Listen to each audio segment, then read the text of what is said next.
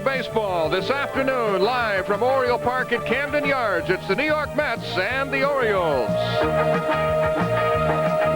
Game coverage on HTS is brought to you by Cold Filter Genuine Draft and Miller Genuine Draft Light, taking the country by storm. By Subaru, with all-wheel drive, reliable and durable engineering, Subaru is truly what to drive.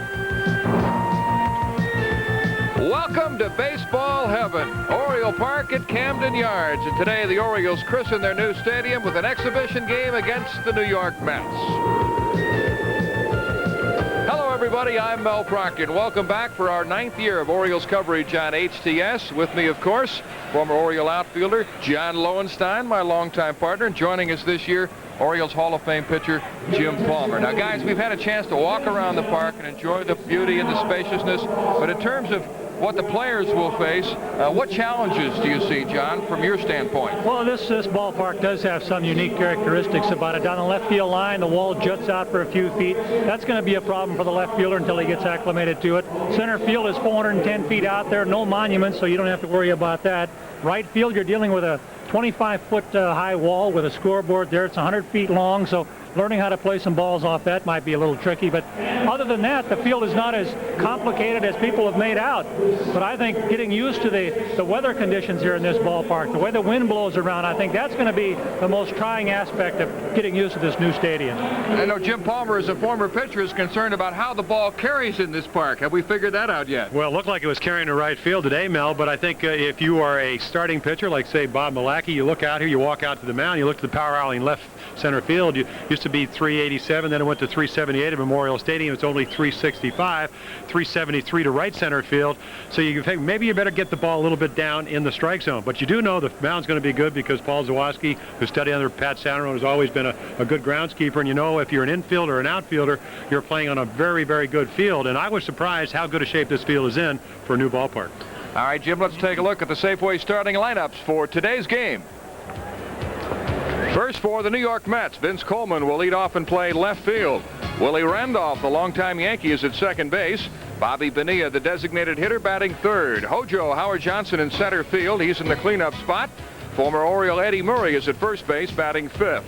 Dave Magadan will play third base. Dave Gallagher, who spent some time with the Orioles in 1990, is in right field. Bill Pecota, the ex-Kansas City Royal, is at shortstop, hitting eighth. And Todd Hundley will do the catching and bat ninth. And pitching for the Mets today is left-hander Sid Fernandez. Well, the Mets hoping that Sid will be healthy this year. Last year, his season started in a broken wrist about March 11th in spring training. Downhill from there because it took him about 3 months to recover. Then knee surgery in September. But he can be overpowering. Big curveball, fastball, very deceptive pitcher. Almost everybody I've ever talked to will talk about the fact he throws right out of his uniform. Lost about 40 pounds, and they hope he stays that way during the entire 1992 season. All right, Jim, on the Safeway batting order today for the Orioles, Brady Anderson will lead off and play left field. Switch hitting David Segui in right field, batting second. Cal Ripken at shortstop, hitting third. Glenn Davis at first base. He's in the cleanup spot. Mike Devereaux will bat fifth and play center field. Randy Milligan is the designated hitter. Chris Hoiles will do the catching today. He'll bat seventh. Leo Gomez will play third base and hit eighth. And Bill Ripken batting ninth and playing second base. And opposing Sid Fernandez is right-hander Bob Milacki. Well, the workhorse of the Orioles staff last year, where most of the Orioles starters averaging a little bit over five and a half innings a game. Bob went 6.5. He's the type of guy that will help you get into the 7th, 8th, 9th innings. And he has pitched very well this spring, with the exception of giving up 5 runs in one ball game early. Other than that, his record 3-1. And if he is healthy, as he was last year, he's going to be very consistent. I guess you'd rank him maybe one of your second, third, or fourth starters, but a guy that could be, as he was last year, the top winner on this pitching staff. Well, the pitching has certainly been the highlight of spring training so far. And here are the umpires for today's game. Gary Cederstrom behind the plate. Bill Hahn at first base. Chuck Meriwether will work at second. And Phil Coetzee at third. Just a gorgeous day. I couldn't help but wax nostalgic watching the footage of the old Orioles and Memorial Stadium, but sure is great to be in this stadium because it retains a little bit of the old flavor. And talking to a number of players and coaches. They all talked about how it reminds them of other ballparks like Fenway Park and Wrigley Field, the old Comiskey Park. I think even Tiger Stadium is in there too. I think one of the major aspects is that we're seeing a yesteryear feeling here at this ballpark, and you kind of get that feeling even from the crowd, and then you look over and you see that big Buno warehouse out there, and that kind of brings it all into perspective. I think both teams, regardless of who plays in this ballpark, can enjoy playing ball in this ball yard. Jim, the left-handed hitters are already checking out that warehouse and seeing if it's possible to hit it. It is 460 feet to the warehouse down the right field line. That's the closest point, so I would think Sam Horn, maybe on his belt, might have a chance. Well, he spent most of the pregame festivities, as there were, answering questions whether he thinks he could hit it. Now today is a perfect example. I mean, the wind appears to be blowing out, even though the birds up on top of the scoreboard over the sun sign and the Orioles clock looks like it's blowing to left. I was talking with Tommy McCraw, the former Oriole hitting instructor now with the Mets, and he said he was going to tell Sam Horn to stop taking aim at that warehouse because he'll be hitting 059 before long if he does. Well, that's what he told him last year, just try to make contact. But I'll tell you what, he has the type of year last year with 23 home runs. One of those home runs has a good chance of hitting brick. Bob Milacki, who finished up strong last year, wound up with 10 wins, 9 losses, led the club in several pitching categories. And as I mentioned, Jim, the pitching this spring has been beyond good. It's been phenomenal. It has, especially with the starters, and that's I think really what they looked at in terms of problem. But Bob's got the overpowering fastball at times, and I think he had that last year. A lot of times I don't believe he thinks he's got a good fastball as he really does, but he sinks it. He throws the rider. He's got a curveball, a slider, and an excellent changeup. And when he is pitching at his best, that's the pitch he will use to set up that fastball, and that is the changeup. And for the Orioles defensively this afternoon, Chris Hoiles is behind the plate. Glenn Davis at first. The Ripkens up the middle. Leo Gomez at third. In the outfield, Brady Anderson, Mike Devereaux, and David Segui. I pose this question to John right now. John, you're facing a guy like Bob Milacki. The perfect changeup is the one that looks like a fastball. How do you hit a guy like this? I'll tell you what, Jim, it's not like having you on the mound throwing that good high gas. For a hitter, you got to do a lot of guessing and anticipating to hit Bob Milacki. It's no gimme at the plate if he falls behind either. He still likes to use those off-speed pitches. He's got a good fastball, so you have to be conscious of it. And we are ready to go. The first game from Oriole Park at Camden Yards for the Orioles and the New York Mets. And we are glad you can be with us on a chilly, clear afternoon here in Baltimore. Vince Coleman is ready to lead off for the Mets.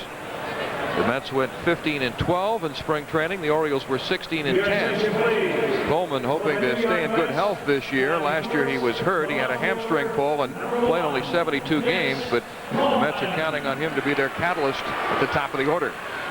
Yeah, they were like 53-38. He went down with a hamstring, and then they went south, right to almost the last place in the National League East. Excuse me. And Bob Milacki's first pitch is low. Coleman hit .309 this spring. One of the all-time leading base stealers in Major League history with 586 career steals. And the key is to keep him off the bases. 1 ball and 1 strike. Well, having the speed up there at the top is exactly what they want. And I'd be interested to see here just how the ball rolls in a bunting situation here, since the grass is so near the lines, both third base and first base. Doesn't hit much. Coleman showing bunt and takes low, and it's 2-1 to Vince. He'll be followed by Willie Randolph and then Bobby Bonilla. You know, that's interesting you talk about that, John, because it's almost like Paul Zawaski, the groundskeeper, wants the infielders to know that you're not going to have to play havoc with the foul lines. If the ball is in fair territory, it's going to stay fair because of that grass situation. Coleman with the bunt, and this will be trouble. They won't get him. Well, didn't have to worry about it. Speed got him that base hit. Now, you mentioned that hamstring problem, and he has been bothered by a hamstring problem again this spring, but it doesn't appear to really bother him here. That's right, undone by hamstring problems. Coleman was limited to, 70 starts in center field, and that really hurt them. But he's got a megabucks contract, and they're envisioning a firecracker performance from him in that #1 spot. Perfectly placed. The ball dying nicely on the prescription athletic turf here at Oriole Park at Camden Yards. 3 different types of bluegrass, I might add. Might you? Grown on the eastern shore. Actually, I think there's 4, because there's a little patch out in right center field that Paul Zawaski does not want to be there. Ball one to Willie Randolph, who returns to New York. Longtime Yankee, spent a couple of years with the Dodgers, last year with the Brewers at a surprising .327. And he's the Mets starting second baseman at the age of 37. Yeah, he was talking about he's been in this position before, the position of hitting behind a guy that can steal, like John talked about. Got to take a lot of pitches, hit the ball the other way. You have to be patient because a lot of times you have to wait to see what happens down at first base. That's high, and it's 2-0. Vince Coleman was leading the National League in stolen bases at the time of his hamstring injury last year and wound up with 37. That's a career low for him. Well, what this situation does for a guy like Bob Milacki, you'd like to get into your rhythm, and when Vince Coleman bunts his way on, it takes you right out of the rhythm. You have to go to the plate a little bit quicker. Can't use you have to go from the stretch position. Called strike, and it's 2-1. Probably throw a few more fastballs than you normally would. You can't throw that changeup because it takes longer, along with the curveball and the slider, to get up there. And if Willie doesn't take too many pitches at the plate, it's not going to hurt him as far as his average is concerned. But if you try to give the man too much of an advantage at first, it's going to hurt your average. Hojo. Jeff Torborg in his first year as the manager of the New York Mets, coming over from the White Sox. Just one of many changes the Mets have made. They really cleaned house after last year.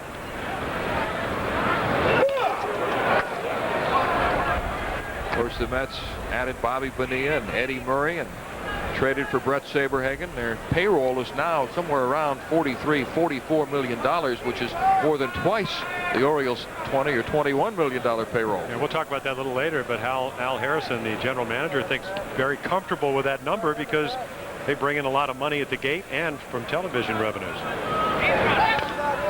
Slow roller up the third baseline. Gomez bare hands, the off-balance throw goes into the seats. And so Coleman will go to third, and Randolph awarded second base on the overthrow. Almost an impossible play to make because he had to come so far and again throw out Willie, who got down the line respectably quick.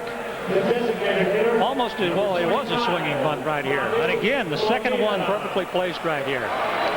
Yeah, it's almost like, John, on any field when you come out of the spring training situation, it's going to be a little bit slower than it was down in Florida. So you try to play a step in or two, and it might be a little bit soft because it is a newly sodded field. That'll be a base hit and a throwing error on Gomez. And the Mets have runners at second and third with nobody out, and the switch hitting Bobby Bonilla. Bonilla, who hit just .218 this spring. Ball one to Bonilla, who signed a 5-year, $29 million contract with the Mets. Vince Coleman is at third. Willie Randolph at second. You stick Bonilla in the outfield with Vince Coleman. And you got Howard Johnson in center field. A lot of money out there, but I don't know how many balls they're going to catch. Yeah, this is a team that made 143 errors last year. And they think they're better defensively this year. Torborg was saying he's not worried about the hitting. That's going to take care of itself. That's going to come around. More concerned about the playing competent defense and doing the things they're supposed to do out there on the field, like throwing the right base, being where you're supposed to be on the cutoff, things like that. Bobby Bonilla is the designated hitter this afternoon for the Mets. Good stop by Hoiles on a pitch that was bounced to the plate. It's 2-1 as Bob Milacki struggles in the first inning. Bonilla last year for the Pirates hit .302 with 18 homers and 100 RBIs. Yeah, second consecutive year. Hoiles staying down. Changeup bounce way out. We call that like the 58-foot curveball bouncing out in front of home plate. Got to get your body in front of it. And he did. Called strike two. 2-2. Bonilla's got a fast bat at the plate. The harder a pitcher throws, the better he likes it. Although he has a reputation for hacking at off-speed stuff, but that's what you want to throw him, but usually you can't do that if you're behind in the count.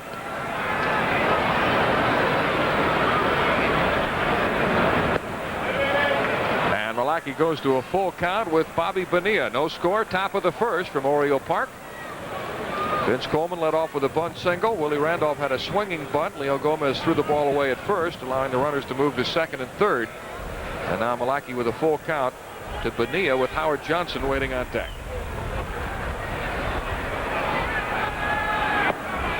And And the bases are loaded as Milacki walks Phenia.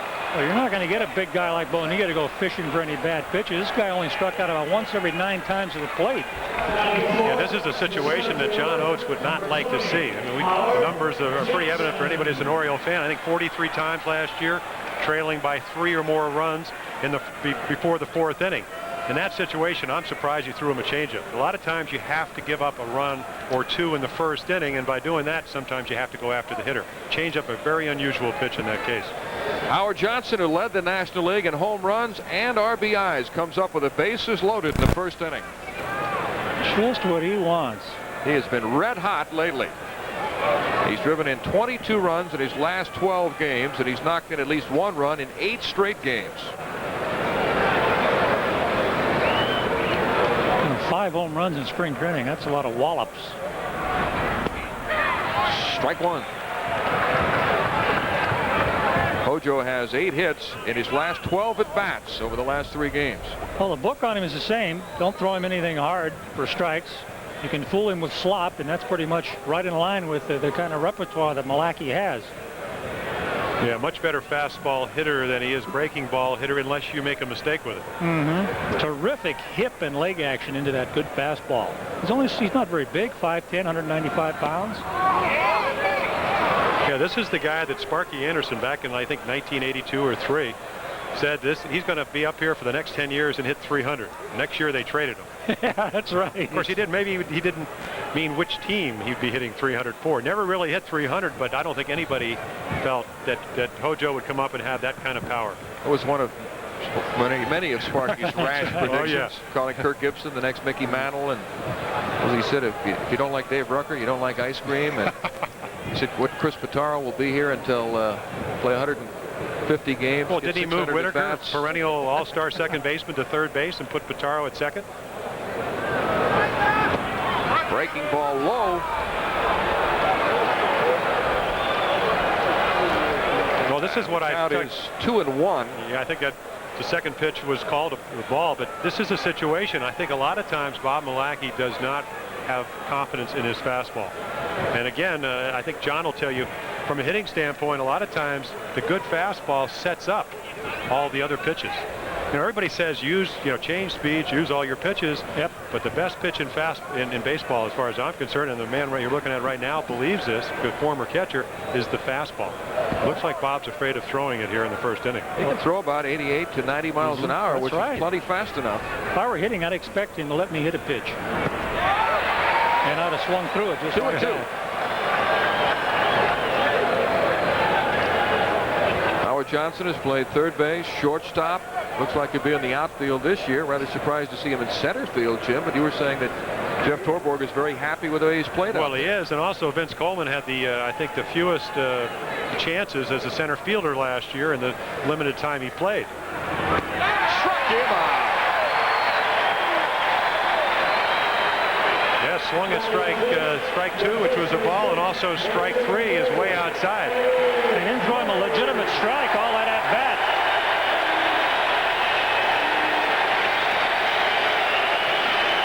Bring up Eddie Murray, who spent 12 years with the Orioles, and many of the fans rising to their feet to cheer the former great Oriole.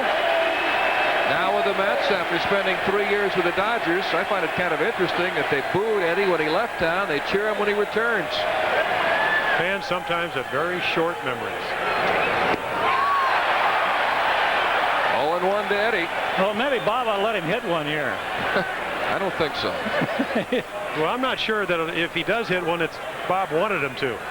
It's like somebody once asked me, would I have thrown Henry Aaron's 715th home run? I said, how would you be able to tell whether I wanted him to hit it or not? You think the first 714 were on purpose? I thought Al Downing threw him. 0-2 to Eddie Murray. Eddie did not have a home run in spring. That's right. Well, typical spring for Eddie. Talked to Tommy McCraw. He just said doesn't like to take a lot of extra hitting. Hands get sore. And of course, when you've been playing as long as Eddie has, his 16th year, you let a guy work at his own pace. Now, lately, pitchers have been pounding Murray inside with fastballs, and when they get ahead in the count, throw him off-speed stuff away. And Milacki's got a great changeup, so let's see if he shows it to him here. Well, if he gets a strikeout here, Eddie's going to get another standing ovation.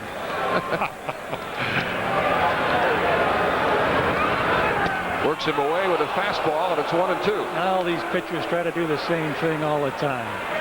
If they can. Bases loaded, 1 out, no score. He's got the bases loaded, and he's only got 1 guy out, and he swung at 2 balls.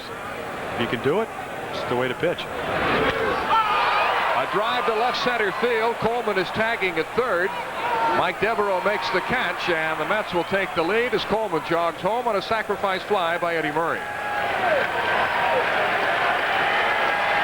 So I guess an answer to a trivia question of the future: who drove in the first run at Memorial Stadium or Oriole Park? Eddie Murray. It's only fitting.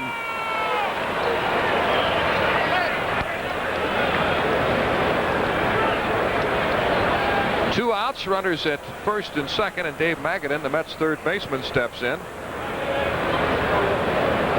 Magadan hit just .258 last year after hitting .328 the year before.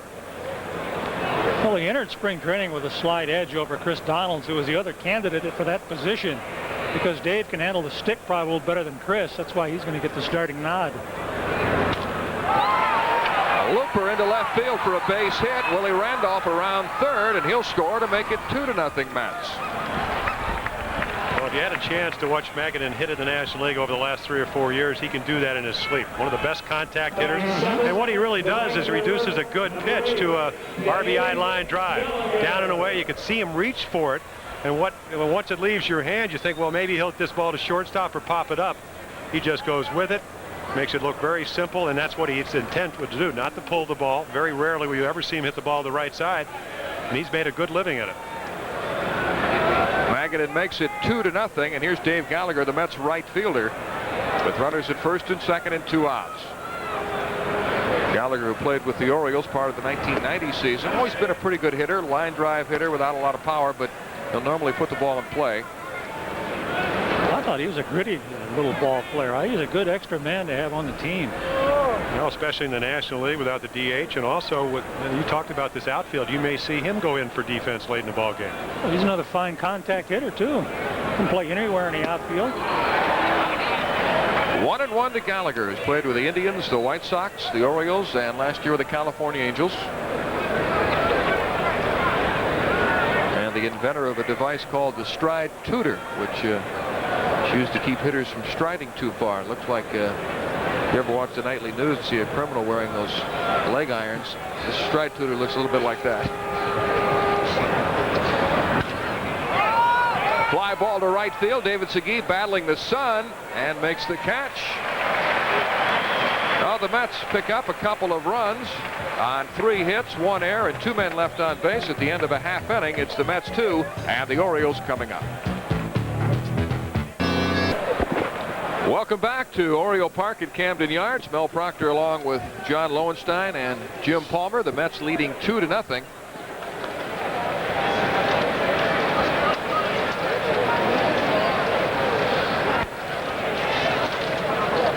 Sid Fernandez on the mound today for the Mets, a native of Honolulu, Hawaii, who was 1-3 last year. He was injured on 2 different occasions last year and spent most of the season on the disabled list.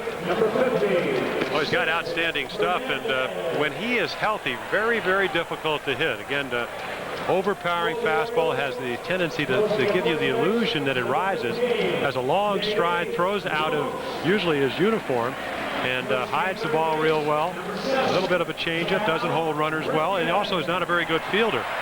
But outstanding stuff, will ride the ball, and is a guy that can average almost 9 strikeouts per 9 innings. If I was hitting against him, I wouldn't look at anything above the belt because of his ball rises so well. And if he can throw that changeup and breaking ball over when he's ahead of the count, I think he's got a tremendous advantage. Well, the big problem, and in talking to Mel Stottlemyre, is you look at the defense for the Mets, and this is really the Achilles heel for them. And last year they made 143 errors. This year they think they've improved it, but and I think that's one of the reasons that when the season starts, Magadan will not be playing third base. Most likely Picotta will. I think that all revolves around whether Kevin Elster's right shoulder is healthy. But this is a ball club. If you look at the right side of the defense, Eddie Murray, not a lot of range at 36. Willie Randolph's 37. And you know, last year made the second most errors of all major league second basemen. Yet they still think because of Todd Hundley behind the plate, he can throw, he's a good receiver, 22 years of age, that this is going to be an improved defense. Gives you an idea of how bad it was last year. 2-0 Mets, and Brady Anderson will try to get something going for the Orioles. Brady hoping to be the everyday leadoff man. You heard Johnny Oates just saying that he had a chat with Brady in spring training and posed him with that challenge of being the everyday leadoff guy. Can he handle that job? Well, they hope so. I think the difficulty, if you look at him career-wise, he's had trouble hitting left-handers. Greg Biagini, the new hitting instructor, has said we've just tried to get him to keep his body still, use his hands. Average up to 288. He's been doing that. Foul ball down the left field line. Brady not only hit 288 this spring, but did some damage when he got on base. He had 9 stolen bases in 10 attempts. I think this could test right here against Fernandez, because Fernandez is probably one of the toughest in the game right now for a left-handed hitter from the left side like that, trying to pick up the baseball.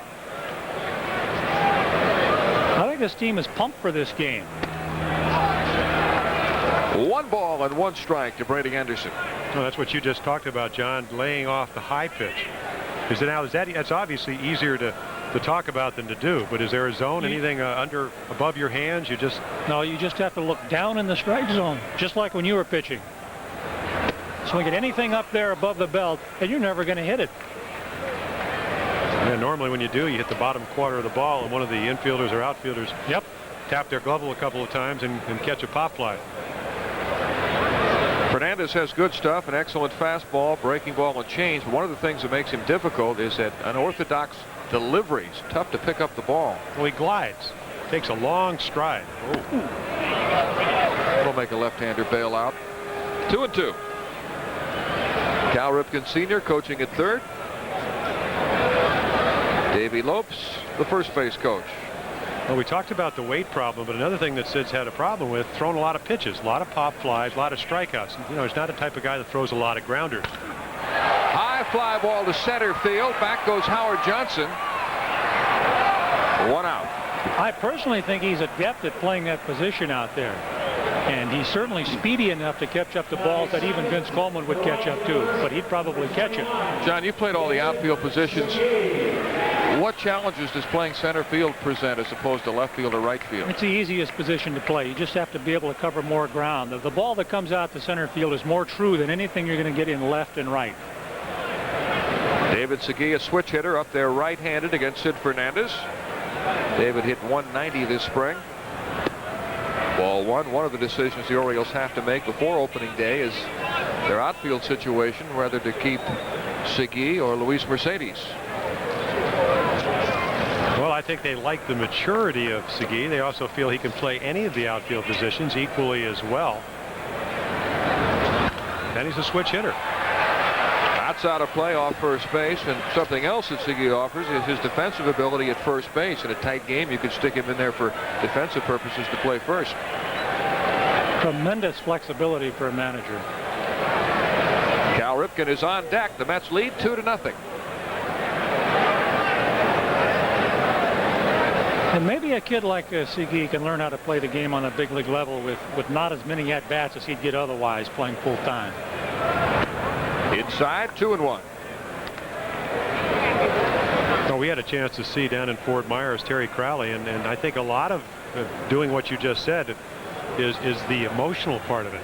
You know, you want to play every day, but can you sit on the bench and can you be content learning how to do the things that are going to help a ball club? Fastball is popped foul. Terry Crowley never really thought much about being a bench player until he went over to Cincinnati, and Sparky Anderson said, listen, you can't play regular on this ball club.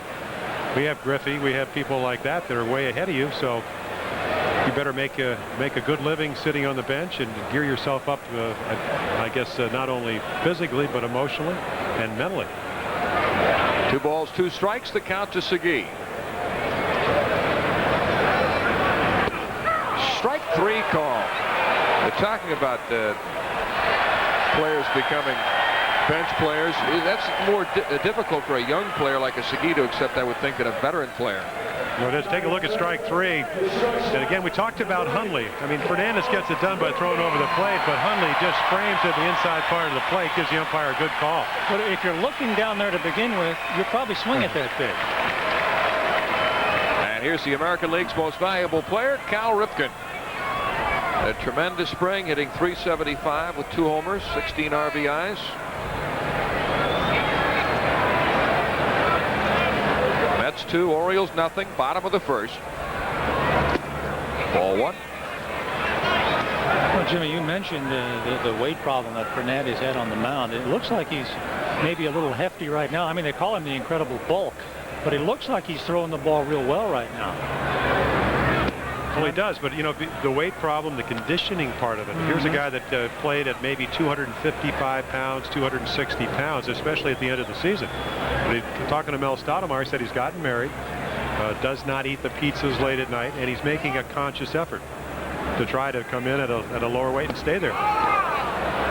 He's had some good years with the Mets. He was 16-6 in 1986, 14-5 in 1989.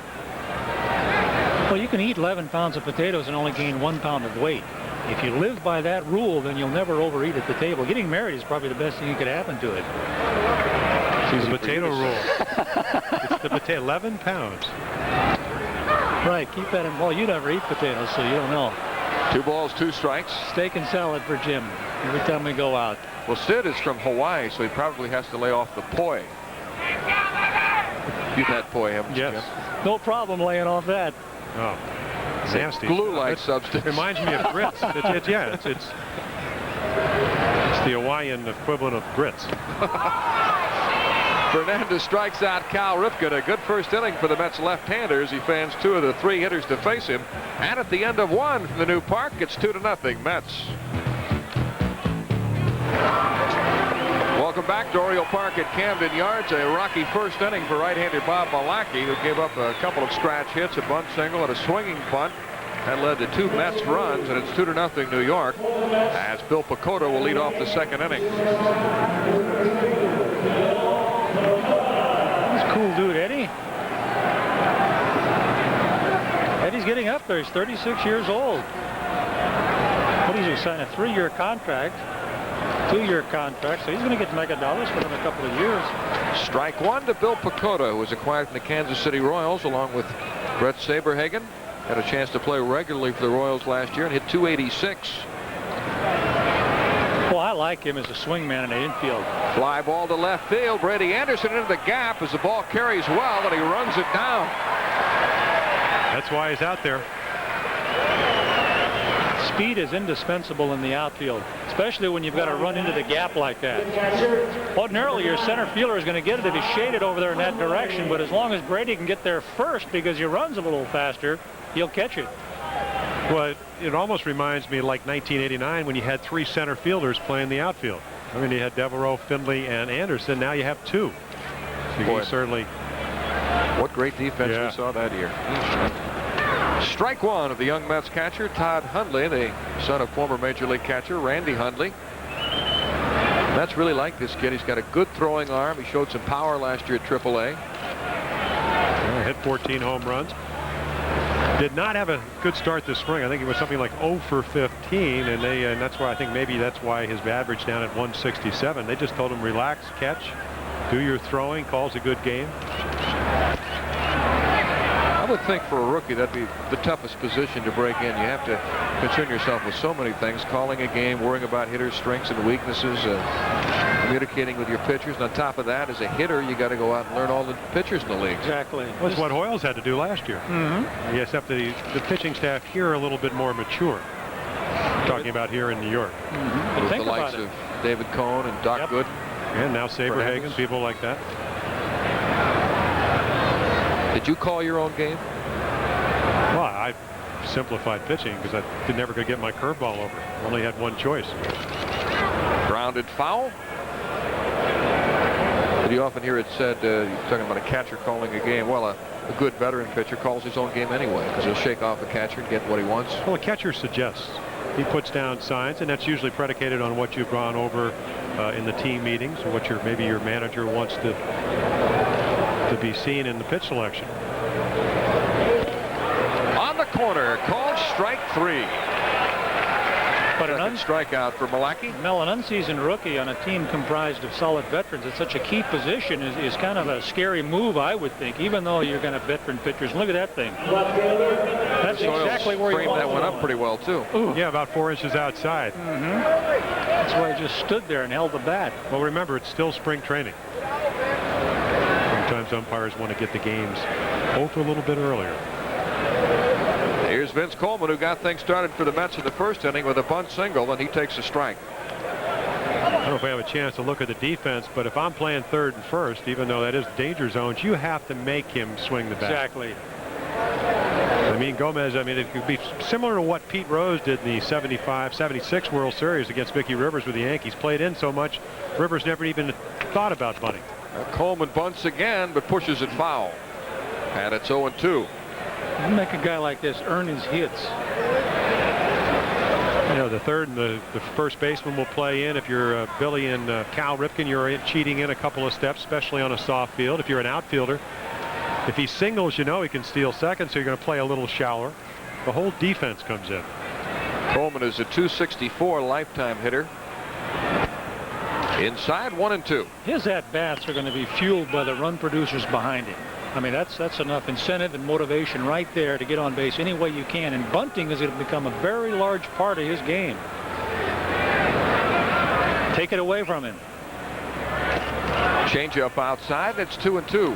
And by bunting, if you're Vince Coleman, you bring the infield in. If you do swing away, it's easier to hit it by him. Coleman does not walk a lot for a leadoff man. Normally around 45, 50 times a year, which is not many free passes. Call strike 3. So a good second inning for Milacki as the Mets are down in order. At the end of an inning and a half, it's 2-0 New York. Back to Oriole Park at Camden Yard. Let's check in with Tom Davis. Well, Mel, I'm out here on windy Utah Street between the warehouse and the bleachers, which are right behind me. And right behind the bleachers is Boog Powell's Pit Beef. And we're going to talk with Boog right now. Boog's signing some autographs here. Boog, welcome back to Baltimore. Thank you, buddy. It's great to be back in Baltimore. Boy, I sure have met a lot of my friends out here today. I hear you've got the best pit beef in town now, huh? Is there any doubt about it? If I'm going to put my name on it, you know it's going to be good, man. You know. And we got some killer sauce down there. We got some great pork, too. And you also got a bird's eye view of the ballpark, too. You know, but I haven't turned around once and watched any of the game yet. Is that right? Not once. But I'm going to turn around here in a little while. What do you think of this new ballpark? You remember the days at Memorial Stadium? It was a big clout to center field. You think you can hit the warehouse here? No doubt about it. Really? Yeah, you give me a week. Let me go out here with Cal Sr. Maybe take a few rips, you know, take a few hacks. Oh, thank you very much. No, I'm going to eat that, not you. Oh, with 4 or 5. Now, look at this sandwich. Check it out. Now, the only thing missing on this sandwich right here is some of my killer mustard sauce. Maybe a little bit of Tabasco. Let me test it out. Go for it. Par excellence. What do you think, man? I wonder if they can get us both on camera, Boog. Just sitting. Yeah, we need to get a wide angle there, yeah.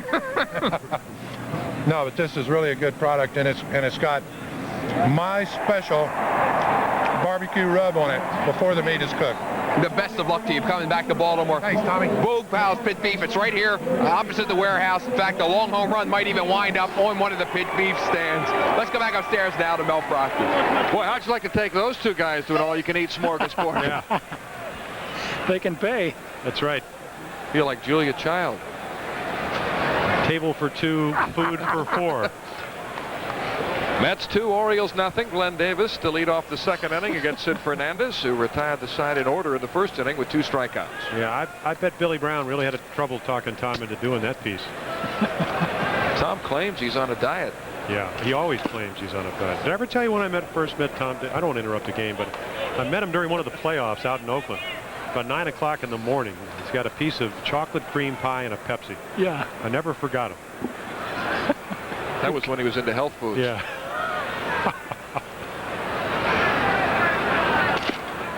2-0 to Glenn Davis, who missed 105 games last year with injuries, and what a difference he could make if he can stay healthy. 2 home runs this spring, .311 batting average. Everybody talks about the Mets adding Phenia with 100 RBIs and Murray with 96. The Orioles, just by the fact that Glenn Davis is healthy, may add close to 100 RBIs or more. Ground ball to the third baseman, Dave Magadan. 1 out. You know, last year when Glenn Davis joined the Orioles, many people were predicting between 30 and 40 home runs at Memorial Stadium. How does this park shape up compared to Davis' strengths hitting home runs, John? I didn't see the ball carry very well in batting practice to left field, even though it's 364 and the angles are out there in the alley out there in left center. But I'll tell you one thing, when the weather warms up here, that ball is going to fly out of here. Yeah, the wind is definitely blowing to right field here, so this is not a true indication of how the ball is going to carry. Here's Mike Devereaux. He takes a fastball high and away. I was looking at the flags. I wonder if you get a true reading on how the wind is blowing. I think it's going to be one of those stadiums you might get that swirling effect inside the stadium. Exactly. You got the wind and right blowing in on those little flags right there. But if you look way out in center field, those weather vanes, one is going to right field, one's going to left field. Even if they are ornithologically Oriole correct birds up there, they're not pointing in the right direction for hitting home runs. No, they're blowing in right now, or pointing in. Ooh, 2-1 to Devereaux, and I understand that B&O Warehouse blocks out a lot of the wind. But it shifts it and turns it back in toward the field, and that's why you see those flags blowing in from right field. So I guess the bottom line of this discussion is, if you're playing the outfield, how do you get a reading on the wind? That's just like us here, and just like the players in the field, it's going to take several days. Well, if you look at a lot of the ballparks around the league, I mean, Texas, they put up the scoreboard around. That changed it. Toronto, they finished the hotel. That became a home run hitting ballpark. Popped up off first base. Eddie Murray is over near the stands. No, he's not going to battle that tarp. You know, Wade Bogg talks about what happened up in Fenway. They put up the 600 club, which is that high edifice right behind home plate. And so now the wind that usually blows in early in the year comes in and comes off that facade and actually takes the ball out. 2 balls, 2 strikes to Devereaux. 1 out, bottom of the second. The Mets lead 2-0.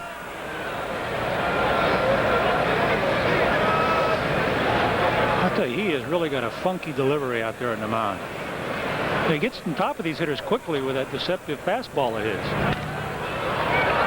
Fastball hit in the air to right field. Dave Gallagher with the glasses down.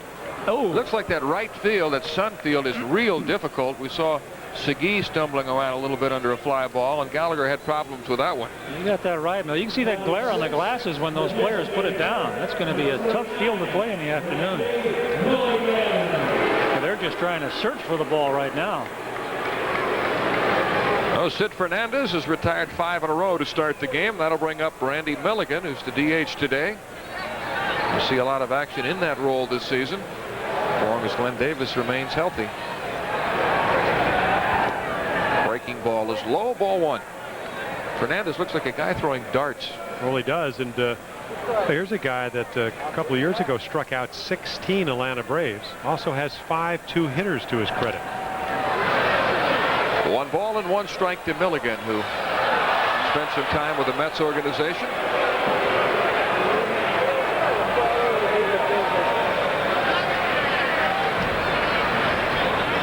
A lot of talk about the Orioles trying to trade Randy Milligan, but apparently they were not able to get what they wanted in return. He's still a member of the team. Good fastball by Fernandez, and it's 1-2. You're right, Mel. He can't give him away, and certainly he demands more in return than what other teams were offering. But I think Randy feels comfortable in his situation right here. He knows exactly what his role is going to be. He could have a 2-headed monster with Sam Horn and Milligan as the DH. Got that right. Popped up on the right side. Eddie Murray into foul territory. Well, Sid Fernandez has been perfect. He's retired all 6 Orioles he's faced, and it's 2-0 Mets. 1,100 feet long. There's that ornithologically correct Oriole weather vane. Pretty thing, too. There's 2 of them. Rather chilly afternoon, 48 degrees at the start of this game. Well, we drove out here this morning. It was 41, so it has warmed up a little bit anyway. Willie Randolph to lead off the 3rd. He reached on a swinging bunt single in the 1st inning and scored the 2nd Mets run.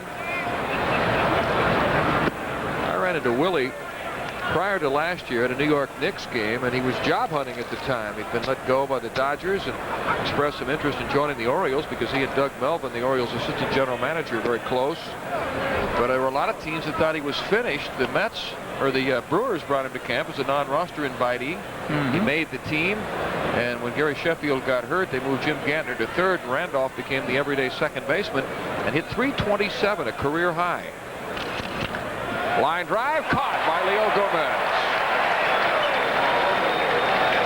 And what he's always been able to do is create those kind of situations we've just seen. Run the count to 2-0 and then hit a rocket on a fastball. See, that's why he's the perfect #2 hitter. You're exactly right. There's something in the Elias talking about against fly ball pitchers. And other people that usually throw the ball up in the strike zone had the 4th highest average in 17 years of history. It tells me that he can still hit the high fastball. Here's Bobby Bonilla, who walked his first time up, and he takes a strike. Bonilla began his career in the Pirates organization, was drafted by the White Sox, then traded back to Pittsburgh, became a free agent, signed with the Mets. Strike 2. Well, they overpaid for him, but quite frankly, he was in the right spot at the right time. Even though over the past 4 years he's averaged with 25 home runs and a little over 100 RBIs. It's good production. But whether that translates into $29–30 million is for the owners to determine. Well, the one thing, you know, you get rid of Strawberry, who is capable of hitting anywhere from 27 to 40 home runs, but you never know what's going to happen. Bonilla smiles, he shows up, he plays. Exactly. He played 160 games last year as he takes strike 3. You know what you have here. You don't know that you got a Jekyll and Hyde type of person, and I think that's what the Mets wanted to do. You're right about being maybe a little bit free with the money to get him. But altering the chemistry is just as important as getting the right player. That's the 3rd strikeout for Bob Milacki. I think that's the 4th strikeout. And here's Howard Johnson, who was Milacki's first strikeout victim in the first inning. Well, same thing with this guy, John. Just shows up and puts on the uniform and plays. A drive to right center field, and deep back goes Devereaux, and he makes the catch for the 3rd out. They go to the bottom of the 3rd inning with the New York Mets leading the Orioles 2-0. And let's go back to Tom.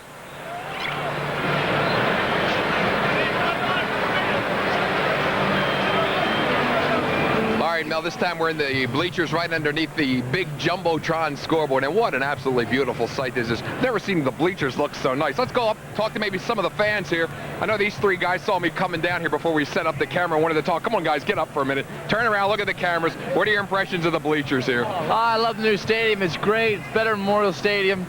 They couldn't have done a better job. And the price is right here in this area of the ballpark, right? Actually, we paid a scalper about $50 for the tickets. I'm just kidding. Yeah, I am kidding, as a matter of fact. No, actually, it's great seats out here in the bleachers out here. How about you? What do you think? I think it's excellent. You know, I was kind of sad to see Memorial Stadium go because I had a lot of good childhood memories there. This place, you can't beat it. It's awesome. We appreciate talking with us here on Home Team Sports. I see a gentleman up here with a New York Giants hat on. Can you believe this? Well, the reason I'm doing this is that I'm a Met fan in Baltimore, so I thought I'd wear a New York Oriole. Of course, they left after the 57 season. That's not left over from 57. No, but it's a historical day. I thought I'd wear a historical hat. It's a real pleasure to be here. Go O's, go Mets, go Home Team Sports. Thank you very much. An enjoyable day here at Oriole Park at Camden Yards. I want to tell you something. The bleachers in this place are really fancy. There's no doubt about it. There's no bench seats like at Old Memorial Stadium. This might be a spot to watch in the frequent future if you come out here to the ballpark. Let's go back upstairs now to Mel Proctor and John Lowenstein. All right, Thomas, and you're looking at the Sony Jumbotron board, one of the features here at the new ballpark. All the advertising even is from an older vintage look to it, to incorporate into the style and yesteryear thought of the stadium. The Orioles will send up the bottom of the order. Chris Hoiles, Leo Gomez, and Bill Ripken to face Sid Fernandez, who's retired all 6 batters he's faced. The old Coca-Cola sign. Reminds you a little in some respects of some of the minor league ballparks as far as signs on the outfield walls. Done a terrific job of incorporating the old look into a new stadium. A stadium designed and constructed by HOK Sports Facilities Group of Kansas City. Chris Hoiles leading off.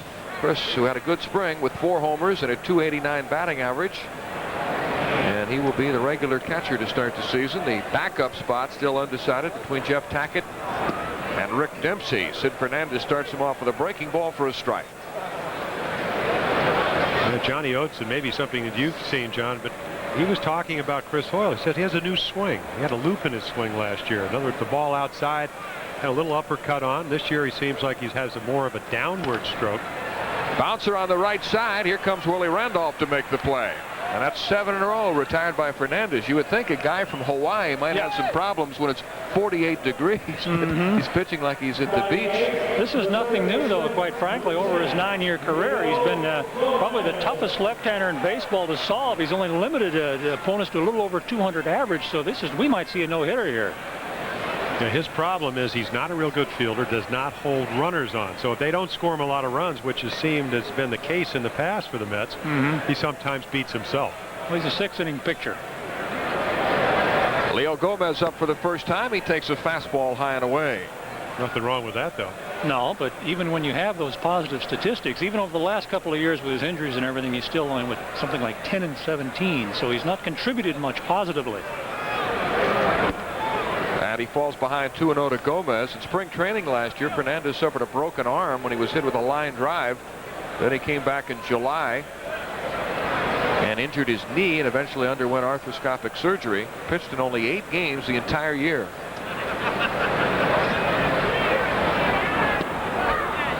Strike call, 2-1. Looks like a little bit of a changeup, 2-0 changeup. With that kind of fastball and curveball, you're in trouble.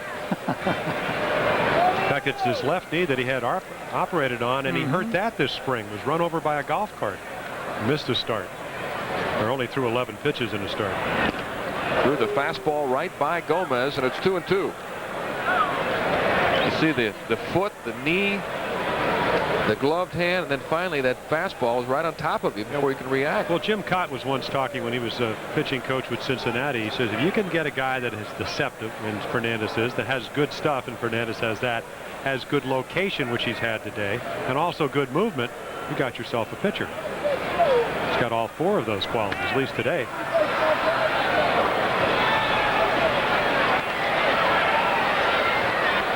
Two balls, 2 strikes to Leo Gomez, who struggled for much of the spring. He wound up with a .208 average, just 1 home run. Wearing contact lenses this year.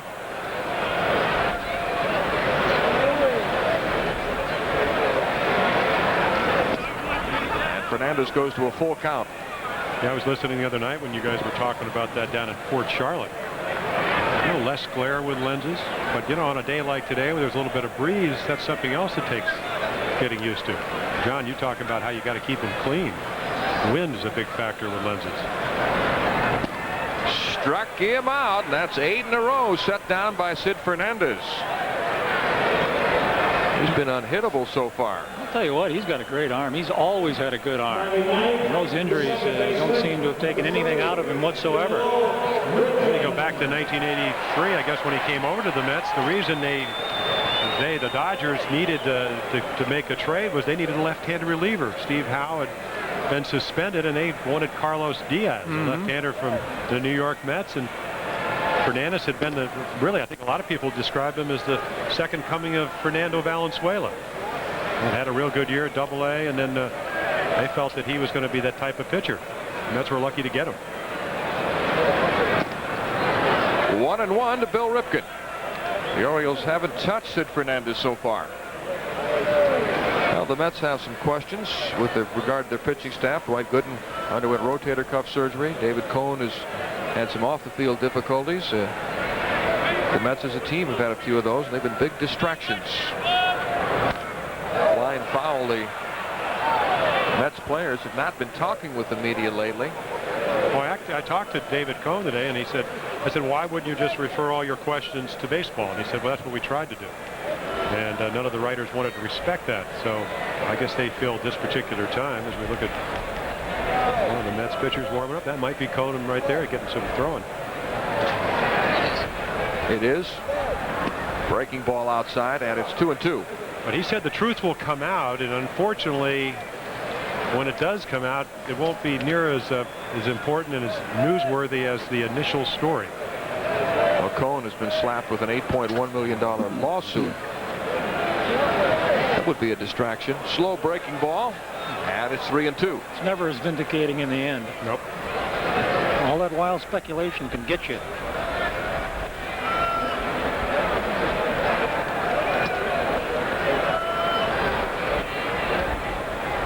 Mets 2, Orioles nothing. The Orioles are still looking for their first base runner. Fernandez has retired all 8 hitters he's faced.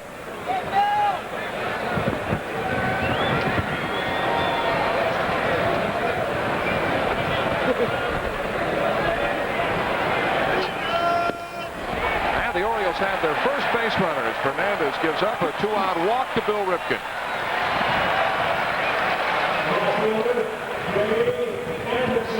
As well as he's throwing here this afternoon, you'd never know if this was the same fellow right here that entered a fat farm last year in hopes of controlling his weight when he was inactive. I mean, when you injure your arm, you injure your knee, you're overweight, and you come back and throw like this, it's a good feeling. He's always thrown like this. Mm-hmm. You could have phrased it a little more delicately, John. Maybe weight reduction center might have been good. Fat farm. Foul ball, strike one to Brady Anderson, who flied to center field his first time up. I think he's just found through trial and error. And sometimes towards the end of the year, it's mostly error when he gains 30 or 40 pounds that he cannot pitch that heavy. There's a story I read about in Cavilla, trying to make the Houston Ball Club. He's dropped about 40 pounds. It seemed to matter when he was hitting 30 home runs and driving in 85 runs a year. Breaking ball hangs upstairs, and it's 1-1. But you see, I relate his knee problems to his overweight condition. And also the fact that you said he's a 6-inning pitcher. When you're not in shape because it's burdensome to run because you have to lug around 250 pounds, it's just more difficult to get in the shape you need to be in. Fernandez steps off the rubber. The Mets with 2 runs on 3 hits. The Orioles no runs on no hits.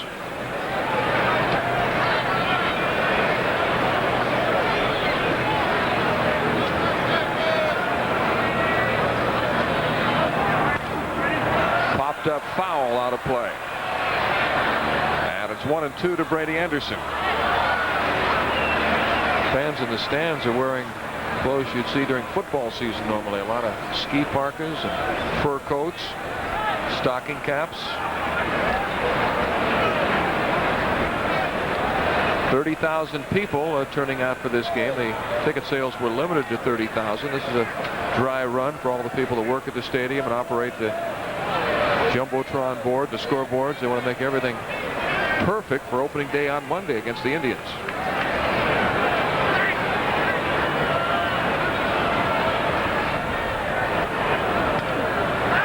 Fouled away. It was truly a great opportunity for the Orioles to feel more comfortable for that Monday game. Nice to come in here and have a chance to see. I mean, ultimately, it may not. This ball club may not match up well for this ballpark. I don't really think that's going to be the case. Well, I personally think the visiting clubs coming into here are going to be just as excited to play here as the home team.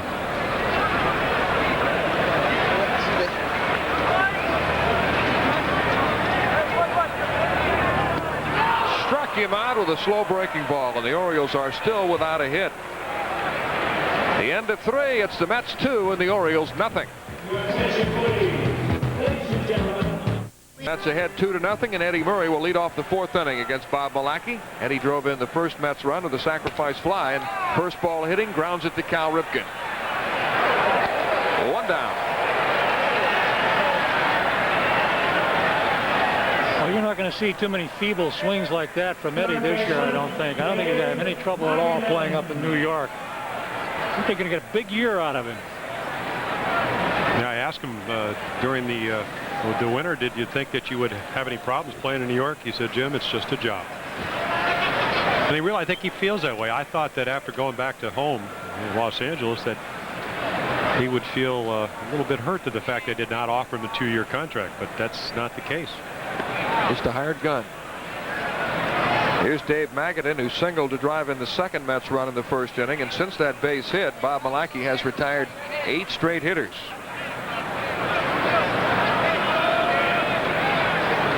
It's funny, give up 2 runs in the first inning, and other than maybe pitching around a guy or two, he has not made a bad pitch in this ball game.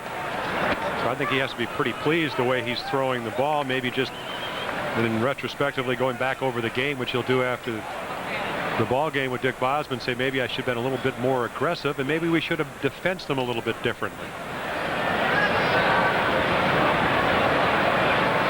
0-1 to Magadan. Ground ball picked off by Glenn Davis, over to Milacki covering. So both pitchers have settled into grooves. Sid Fernandez has been in one since the game began. Milacki, after a rough first inning, is now retired 9 straight. You see a lot of these off of Bob, off the end of the bat. Not very good strokes. You take a full swing, but the ball doesn't go anywhere.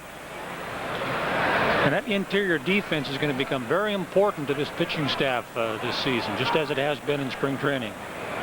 Dave Gallagher flied to right his first time up. Mets 2, Orioles nothing. Ball 1 to Gallagher. Yeah, that's why Billy Ripken, who has had a poor spring from an offensive standpoint, Johnny Oates feels very, very comfortable playing him, because he's going to help you with the glove. 1-1. The Orioles still have a decision to make regarding utility infielder, either Mark McLemore or Tito Bell. One of them will have to go.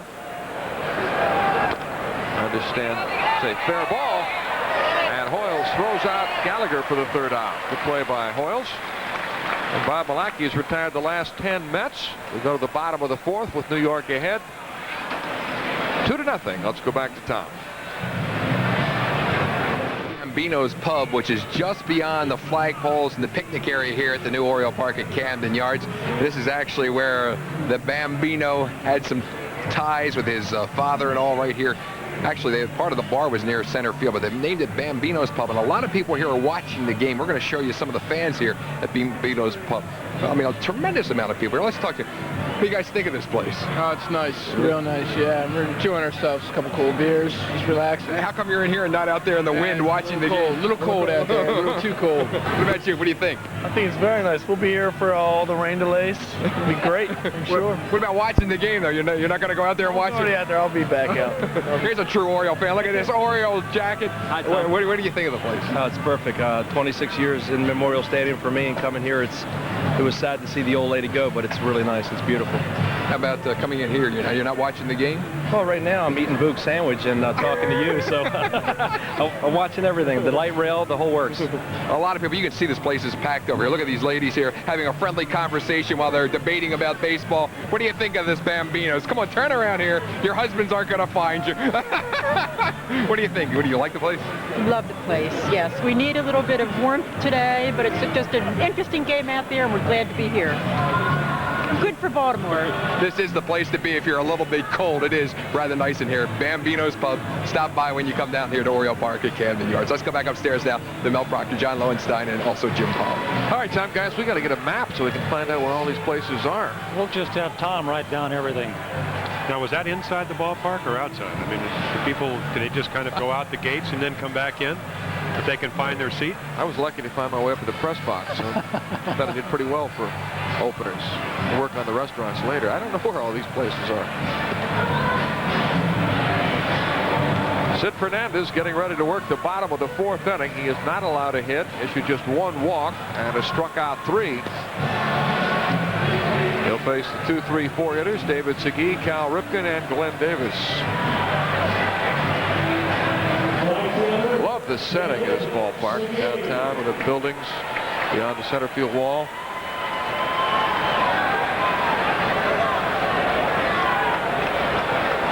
Segui was called out on strikes in the 1st inning. Outfield playing him straight away. Fly ball to left field. Vince Coleman in a couple of steps. The Orioles have had only 1 base runner. Bill Ripken walked with 2 outs in the 3rd. That's been it. Well, this looks like a typical spring training game to me. There's none of the flair of a regular season game whatsoever. Why do you say that? Because of the swinging a lot of first pitches? Exactly. Even though Fernandez has pitched exceptionally well. Yeah, the one thing you don't ever want to get tricked about, Kansas City used to come 3.5 hours over to Bobby Maduro Stadium in Miami. They'd swing at the first pitch, pop it up because they wanted to get back on that bus just to get home. And you don't want to be tricked to think that they're going to do that during the season. It's the Mets in a different league, so maybe that doesn't apply. But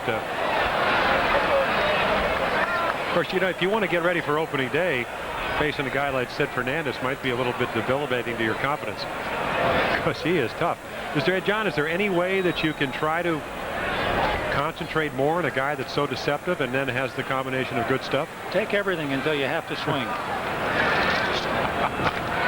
Ripken drives it to deep center field. Back goes Howard Johnson. He's got it. Oh, 410 feet out there, sports fans. Just the way it should be. I knew it. Spoken like a true pitcher. The best of both worlds today. The hitter's outlook on things and that of a pitcher. See, I think during the summer that ball is going to carry much further and probably be a home run. I think you're looking at a different wind pattern here during the summer.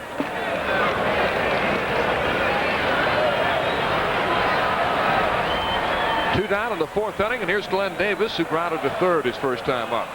See a lot of the players wearing those Oakley sunglasses lately, and many of them are wearing them when they hit. They're terrific glasses. They really reduce the glare. Cued up the first baseline. Eddie Murray over to the pitcher, Fernandez. So another easy inning for the Mets left-hander. And at the end of 4, it's still 2-0 New York. Dakota leads off the 5th for New York. He flied to left his first time up. Strike one. Well, that 35 strikes and 18 balls is a pretty good ratio. Almost 2-1. And a lot better, as Mel said, after that first inning. Wasn't hit particularly hard in the first inning, but Vince Coleman bunted his way on. Mike Flanagan getting loose in the bullpen, and then Randolph nubbed going up the third baseline and beat it out. Gomez threw the ball away at first, put runners at second and third. Then he walked Phenia to load the bases. Whoa, there goes a piece of the bat. And then after Milacki walked Phenia to load the bases, he struck out Howard Johnson, but Eddie Murray drove in the first run with a fly ball, and Dave Magadan singled home the second. That's been it so far. Yeah, difficult to defend that kind of first inning circumstance. He just peeled off a part of that bat right there on that swing. You can see the hollowed out end of some of these bats here, and if you hit it up near the end of that bat, that's often what will occur.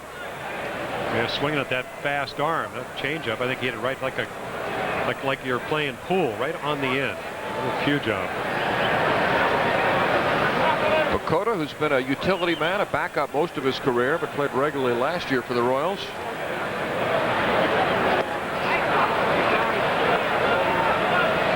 Two balls and 2 strikes. Bob Milacki has allowed 2 runs on 3 hits, walked 1, struck out 3.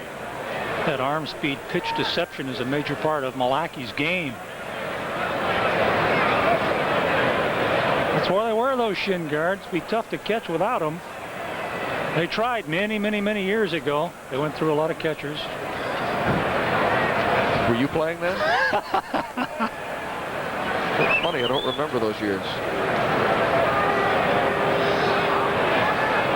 Yeah, catcher's tough position.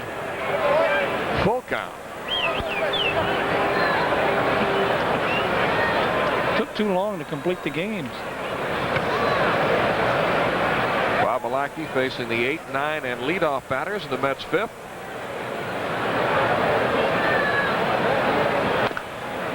Ground ball foul. I tell you, Pacota's going to be the swing man in the infield for this ball club.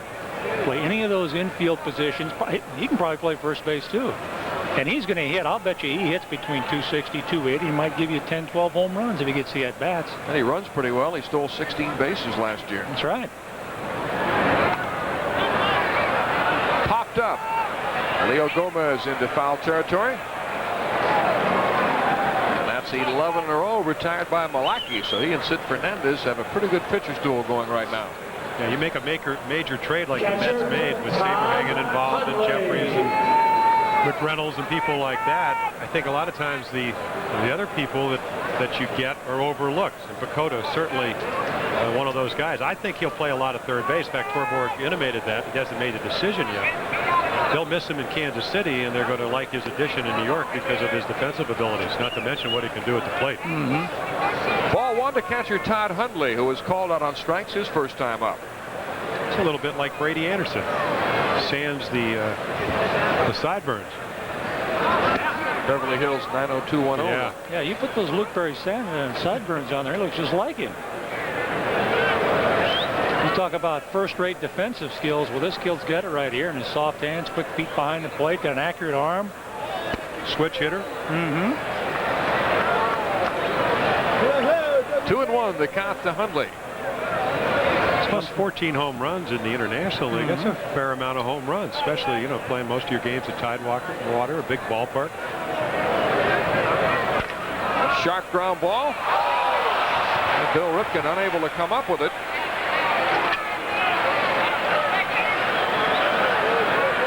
Well, it appeared he either lost his balance or he thought the ball was either getting there more quickly or less quickly. This is a ball that Billy usually catches. I mean, right there underneath the gloves. Already coming up, and the ball stayed down.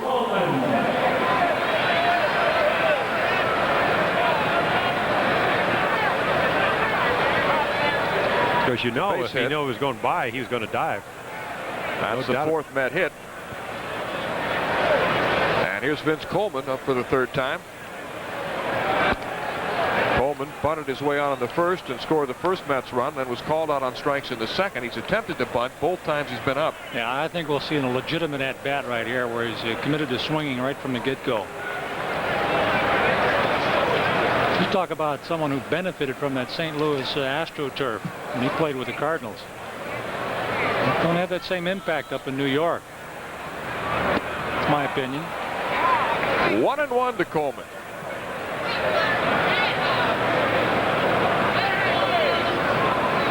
Last year in 72 games with the Mets, he hit .255. Has very little power, only 16 career home runs. Well, he's just a slap and dash hitter, left-handed. A little more of a pull hitter, right-handed.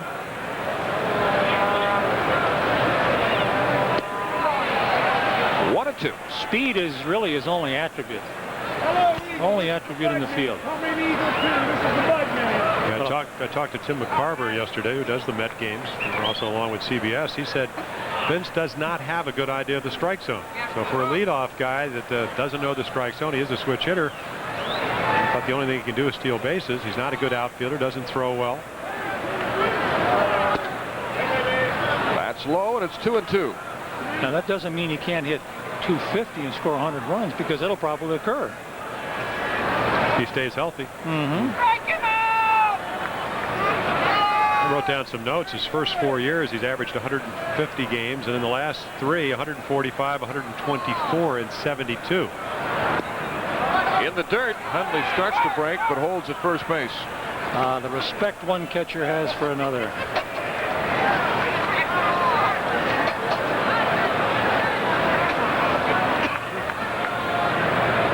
This bounces far enough away to where if you have any running inclination whatsoever, you're probably off and running.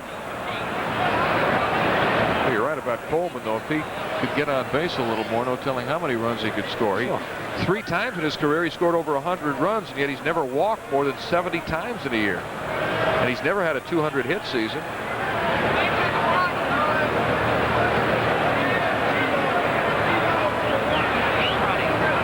Hundley is running, and Coleman fouls it back.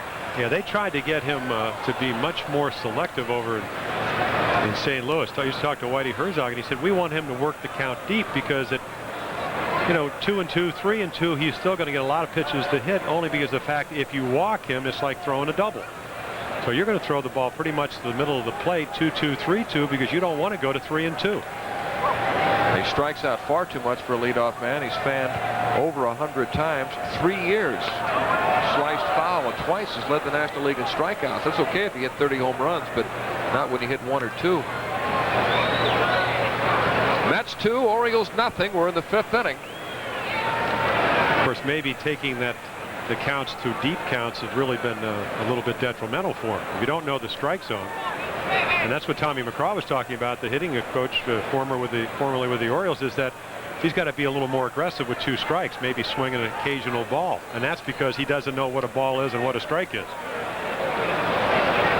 And there are guys like Boggs, I mean, they can take a ball about an inch off the outside corner. It's a ball. Coleman, I'm not sure that's the case. Jeff Torborg and Bobby Bonilla watching the action from the Mets dugout.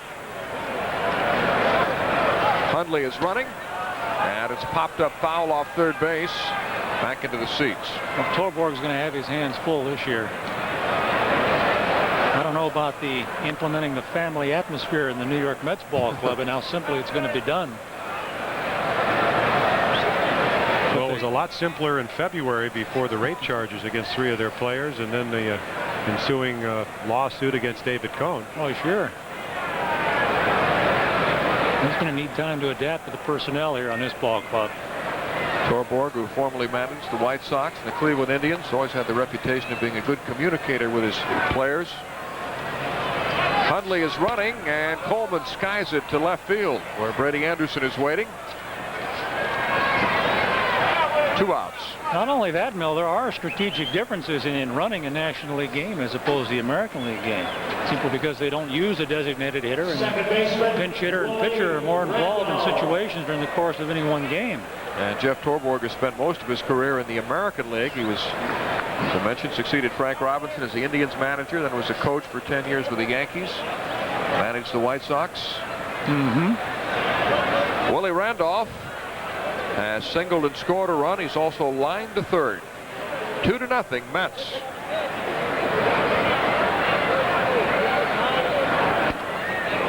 Ball 1.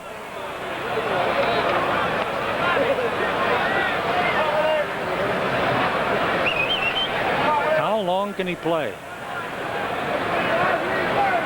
I bet they get another productive year out of him here in New York.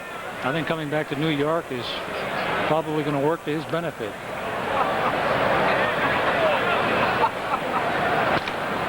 Ground ball to Cal Ripken. And the force at second to end the inning. No runs, 1 hit, and 1 man left. We go to the bottom of the 5th with the Mets ahead, 2-0. And let's go back to Tom Davis. Mel, we're looking from inside the warehouse down the right field line towards home plate. This is the Orioles offices, and I'm with Barbara and Dale here. These ladies both work with Larry Lucchino. Hey, Larry, I'm giving them a 5-minute break. They haven't had any time off for the last 6 weeks. Barbara, tell us what it's been like here. Hectic over the last... Oh, it's been hectic, but incredible, but it's been fun. I mean, you know, I get here like 7:15 in the morning, and the phones start ringing as soon as I walk in the door. But, you know, we do it with a smile on our face, and we try to make people happy. Dale, did you ever think that you'd ever see a thing that was this massive undertaking? No, I didn't, and I've only been here for the move, so the last 5 weeks have been just a wonderful but amazing experience. Did you ever think it would all come to pass for today? No. Start blowing it up? No, but it's great. You know, I was out early. I took my son out to his seats, and it was just incredible watching the people, the crowds. You know, everybody's having a great time, cameras, and it's great. You like these offices? I mean, are they convenient?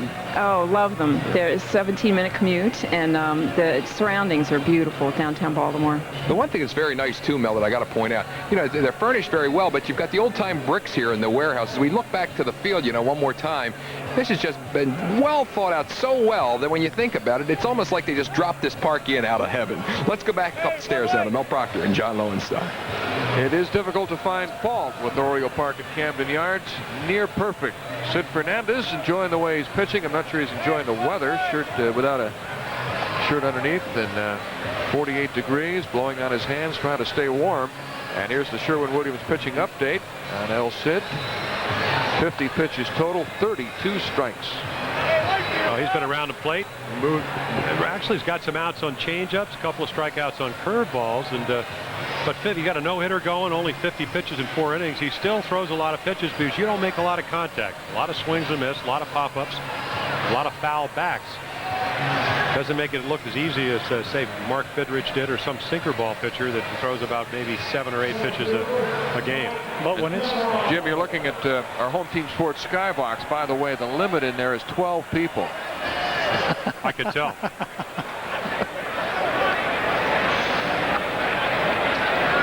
Mike Devereaux will lead off the 5th inning against Sid Fernandez, who's retired 12 with the 13 batters he's faced, issuing only 1 walk, no hits, and the Mets lead 2-0.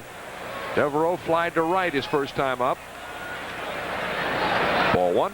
I can understand the eagerness to complete each at bat, but especially when it's so cold outside, that's generally the way the game is going to be played. But now, as the game's moving in the middle innings, I think you'll see him start taking a few more pitches. Fastball is hit high in the air to left center field. The center fielder Howard Johnson makes the play. He's not going to have any trouble out there at all. He looks like a competent center fielder to me.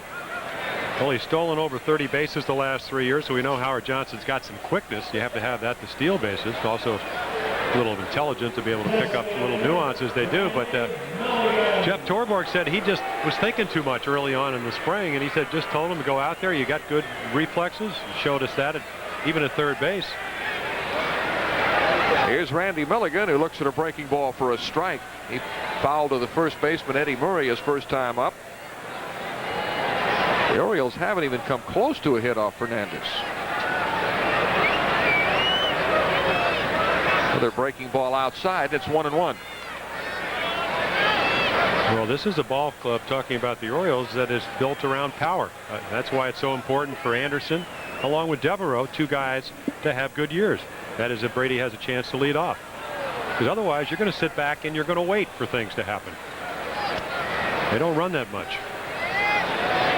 1 ball, 2 strikes to Randy Milligan. 1 out, nobody on in the 5th. It's 2-0 New York. The Mets with 2 runs on 4 hits. The Orioles with no runs on no hits. Out of play. John Milligan has been a position player for most of his career, playing first base. How much of an adjustment is it going to be for him to DH? I know some guys don't feel comfortable with that idle time between at bats. No, I don't think it'll be an adjustment at all. I think he would enjoy this designated hitter position as much as anything else. He just needs the at-bats to stay comfortable in plate. But can he do that sharing them with Sam Horn? I don't know. I assume he'll probably get somewhere around 350, 370 at-bats. And to me, that's enough at-bats to put together a good statistical campaign. 2-2 to Milligan. Fastball hit high in the air to right. Dave Gallagher draws a beat on it. See, the sun is no longer a problem in right field, but it certainly was early in the game. Well, Fernandez sailing along. He's retired 14 of the 15 hitters he's faced. The only man he didn't retire was Bill Ripken. He walked him in the 3rd inning with 2 outs.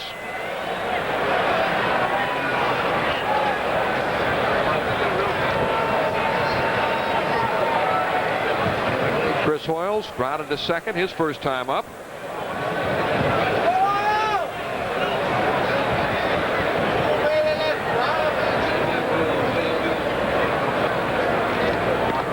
Breaking ball outside. Surprising that the state of Hawaii hasn't produced more big leaguers. There have been a few.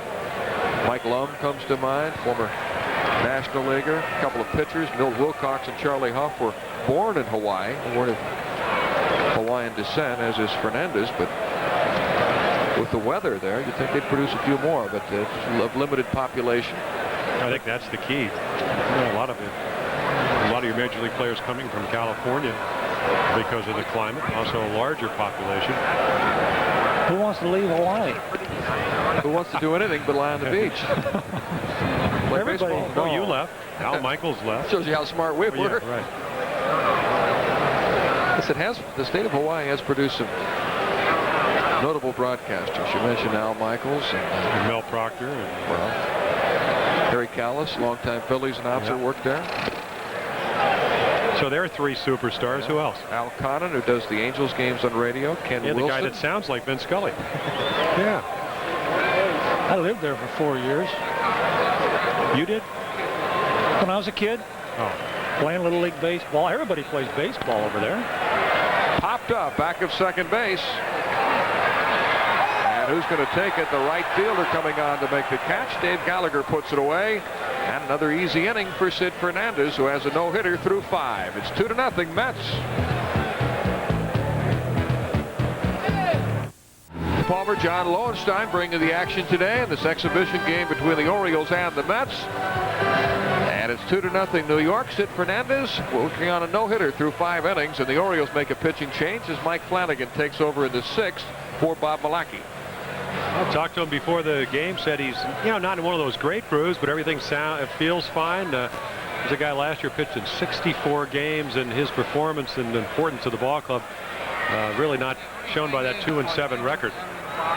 Strike 1 to Bobby Bonilla. Bob Milacki went 5 innings, allowing 2 runs on 4 hits, walked 1, struck out 4. Bonilla in 2 at-bats against Milacki walked and was called out on strikes. High fly ball down the right field line. 3 Orioles converging. No one could get it. Foul ball. It's kind of a testing inning. You come in relief. You got to come on to a new mound, and you got to get to face Bonilla, Johnson, and Murray. But for someone to have perfected that relief role as he did in 1 season, in 1 campaign, I think that's the most amazing thing about it all. Well, I think, John, in knowing Mike Flanagan and, sharing a lot of thoughts with him over the years, the one thing that I always felt that he had was that emotional toughness. And to make the change from a starter to a reliever and be able to really relish the role. He said, this is a job that I can help the ball club almost on every occasion. Whereas a starter, it's almost 5 days between starts, and sometimes you have a bad outing. It's a couple of weeks before you really do your job. 1-2 to Bobby Bonilla, who hit .284 against left-handed pitching last year.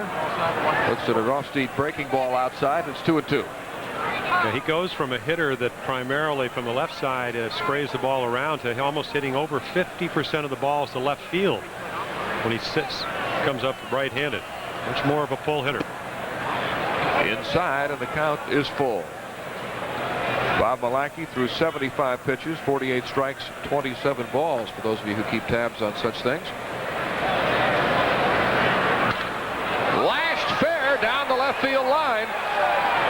Brady Anderson will play it out of the corner as Bonilla is into second base with a double. Well, there's his pulling technique from the right side, and in fine form right there, as you mentioned, Jim. And it looks like he's got that little cock in his bat right there that he might not employ from the left side. So if that's the case, it'd be difficult to fool him from either side of the plate. He led the National League in doubles last year with 44, and hooks one into the left field corner for a 2-base hit. Okay, the last thing you want to do is go 3-2 on a guy like Bonilla with Johnson on deck and then Murray sitting behind him. You have to throw a strike. You don't have the room for error. Hojo grounds it on the right side, and Bonilla will advance to third. 1 out. Well, did he do that intentionally? It sure looked like it. Nice, easy, controlled swing. Just try to slap the ball on the right side, get the runner over. It reminded me of Buddy Bell. I mean, you throw him a curveball, he could hit that curveball because he would wait so well to the right side all the time. And looked like Howard Johnson, even though he drove in 22 runs in his last 12 games, gave himself up to give Eddie Murray a better chance, and that'll bring the Oriole infield in. It was Mike Cubbage, the third base coach, talking with Bonilla, and Eddie Murray will try to get him home. The Orioles bring the infield in. Ball 1 to Eddie, who has driven in a run with the sacrifice fly and grounded to short. I think it's admirable that Howard gave himself up, although I wouldn't want to see that during the regular season if he did it 12, 15 times. Maybe he could hit 3 home runs in those at-bats. Called strike. Oh, you're right. I guess that another way of looking at it is that for the 2-0 lead, if you're trying to win, and I'm not sure that this is the point in spring training, it's good baseball. Oh, no question about it. Eddie's glare is in midseason form. Now, if they squeeze here, John, then I'll really know they're trying to play little ball. Just trying to add that run.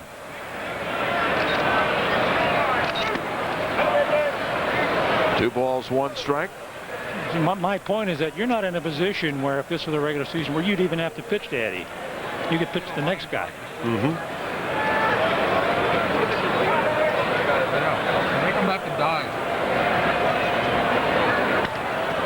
Slow roller on the left side. Cal Ripken makes the pickup and throws out Eddie as Bonilla has to hold at third.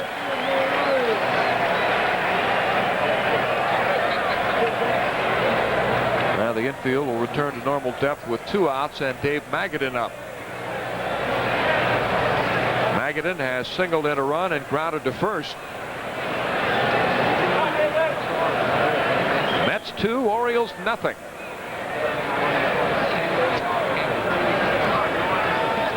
Magadan was one of the big disappointments last year for the Mets. His average dropping from 328 the previous year to 258. Breaking ball in the dirt. A shoulder surgery on both shoulders. He had what Rick Sutcliffe had, which was torn labrums. And he said, I don't want to use that as an excuse, but he did have to have those rectified. Well, that's the perfect excuse. 2 surgeries. You would think so. He underwent surgery in September. Apparently he's up there with a broken back. Well, let's use it and see what he can do with it.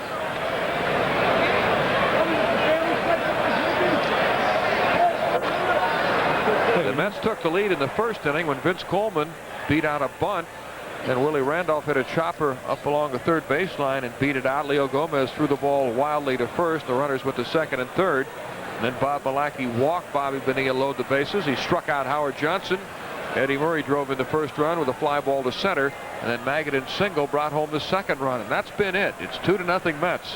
Yeah, you're right, Mel. It easily could be 0-0 right now. Nothing happening. That 0 hit column right there is a big one. Breaking ball for a strike, and it's 1-1. Yeah, I asked Dick Bosman about 8 or 9 days ago. I said, how's Flanagan? He said, still getting left-handed hitters out. He's a good tune-up for Monday. And what Mike will be doing during the season, trying to get tough lefties.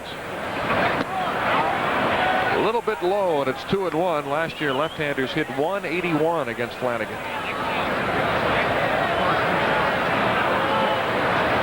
That trade worked out pretty well. The Orioles sent Flanagan to Toronto for Jose Mesa and Ozzie Peraza. Now Mesa's in the rotation. Flanagan a mainstay out of the bullpen. Back with the Orioles. Called strike, 2-2. Mesa was the talk of the spring. He didn't allow a run.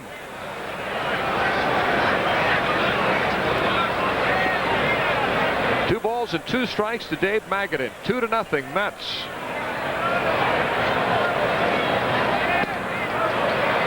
Three and 2. Magadan hangs in there pretty well against Flanagan. Flanagan's probably one of the toughest from that side for a left-handed hitter. It looks like he's picking up the ball real well. Yeah, good inside-out hitter. That way he's not afraid to let the ball get to him. Ball 4. The Mets have runners at first and third with 2 outs, and Dave Gallagher coming up.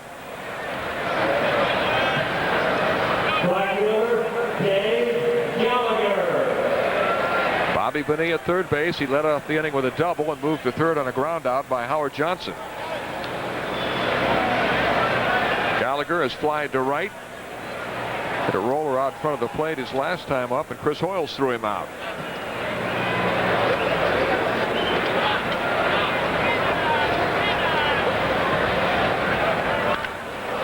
Base hit, and Bonilla will score to make it 3-0. A perfect stride Tudor base hit. Not too big, maybe 6 inches top. Rifle that one into left field. Preaches what he practices. That walk to a left-hander, you mentioned it, Jimmy. That'll do it. Of course, if it's the regular season, Flanagan may be out of there. You know, especially if later in the year they go to 11 pitchers. Is a possibility. Ball 1 to Bill Pacoda, who's flied to left and fouled to third. 3-0 Mets. And that lead looks almost insurmountable the way Sid Fernandez has pitched today.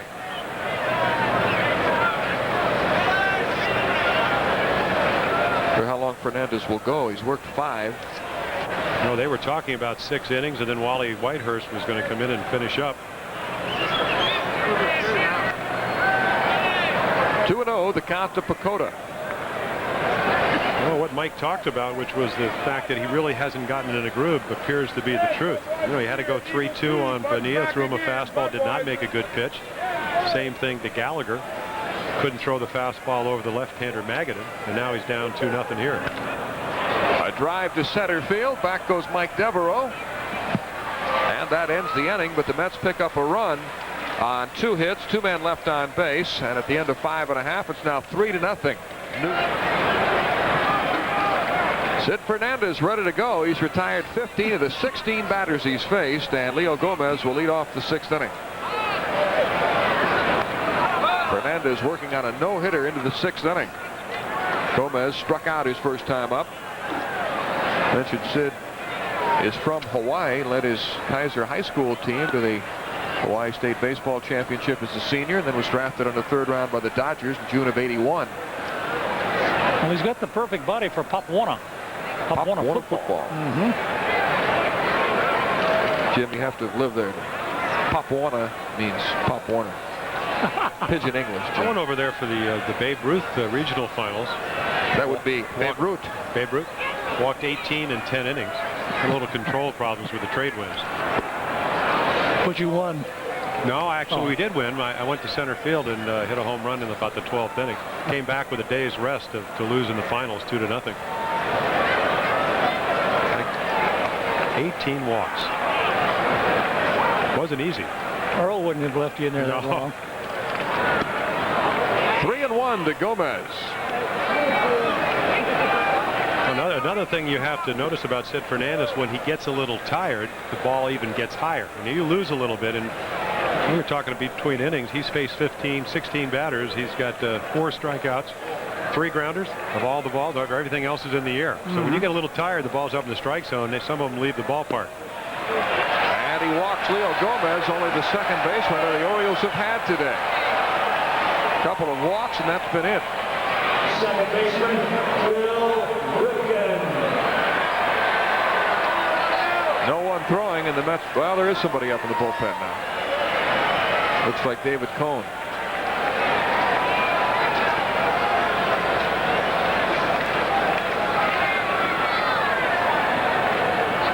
Bill Ripken walked his first time up. Breaking ball outside. That was Barry Foote. Well, it's not Cohn. We got somebody else up now. Wally Whitehurst. Just as predicted. Cohn was apparently just getting in some work earlier.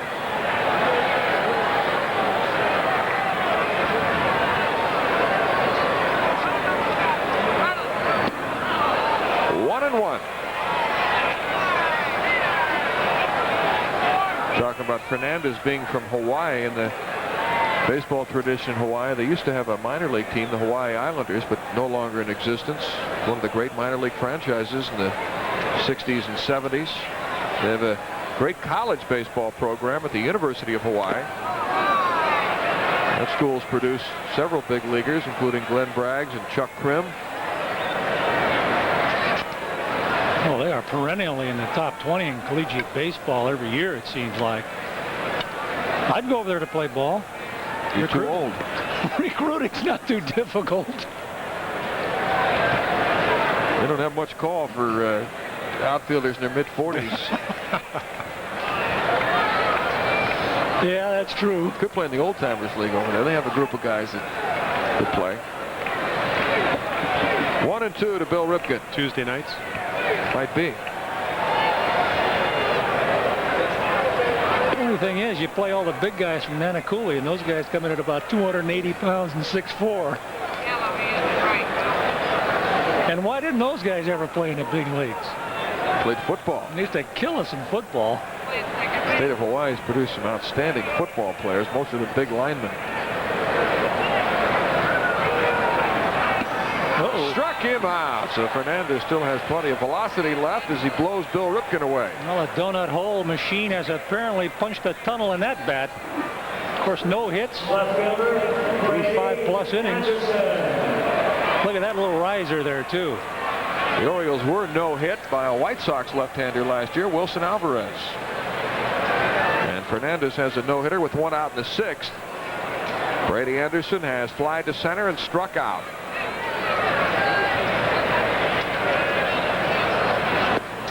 Did you read about Alvarez? Was he something like 11-0 or 13-0 in the Venezuela League? I mean, some phenomenal. Several no-hitters. Yeah. I mean, he had a terrific winter. Had a good spring, too. Yeah. He threw 3 shutout innings against the Orioles. That extended it to at least 12 innings.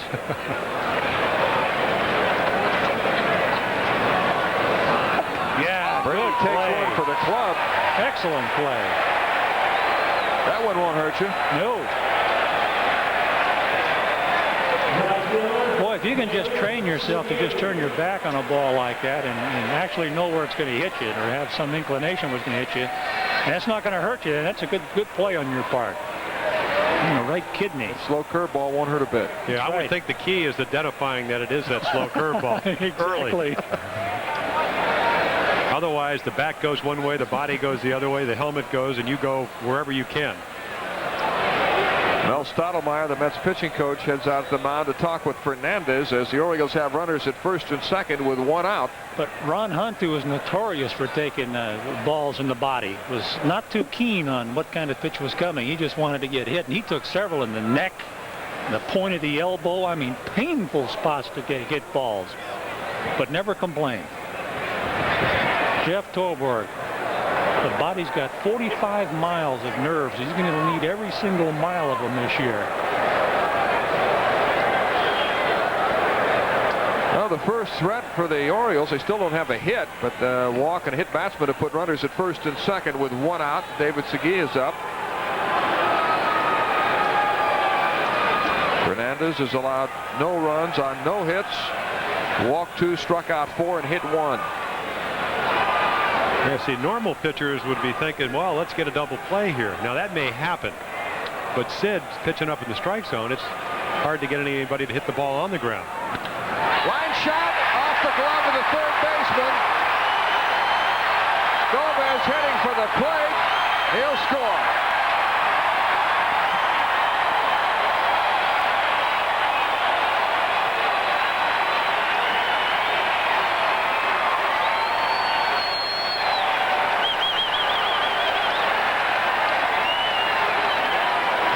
Off the glove of Dave Magadan, and that's a base hit, so there goes the no-hitter. Well, he was all over a pitch the last time up there. He lined to Coleman in left field, and this one just short of being caught, but because he deflected it and didn't go very far, he's able to score easily.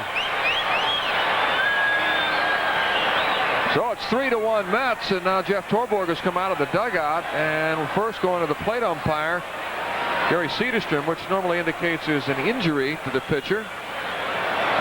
I haven't seen any indication of Fernandez having any problems whatsoever. Well, at least not with the body or the arm. Maybe a blister or something. A lot of times when the skin gets a little bit more taut compared to the way it is in Florida. Or maybe they're going to just go out and ask him something, see how he feels, if it is a physical problem. Saw Mel Stottlemyre on the phone to the bullpen. He's been coughing often when he's come off the mound in between innings, and maybe he's got a little problem congestion-wise. Probably has pneumonia. In the 40s. Well, that's why I wore the short-sleeve shirt. Yeah, most pitchers are going to wear a long-sleeve shirt. Whitehurst is still throwing in the bullpen, and Cal Ripken is up with runners at first and third. Into left field for a base hit. Brady Anderson will score to make it 3-2. Now this is more like a regular season game.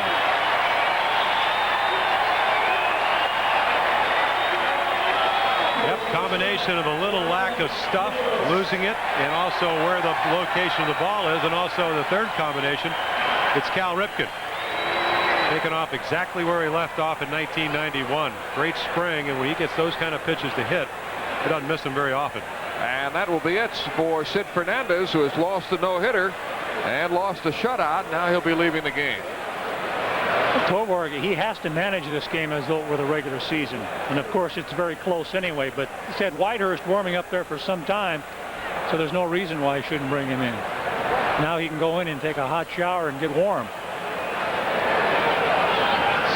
So Fernandez leaves the game with the Mets ahead 3-2, and we'll be right back.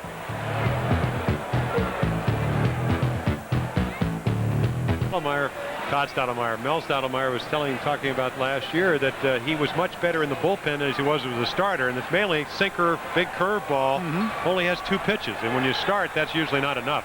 In the bullpen, it can be more than enough, especially when you have the good hard sinker that he has. Glenn Davis steps in with runners at first and second, 1 out. It's 3-2 Mets. Davis is grounded out twice. Ball 1 from Whitehurst.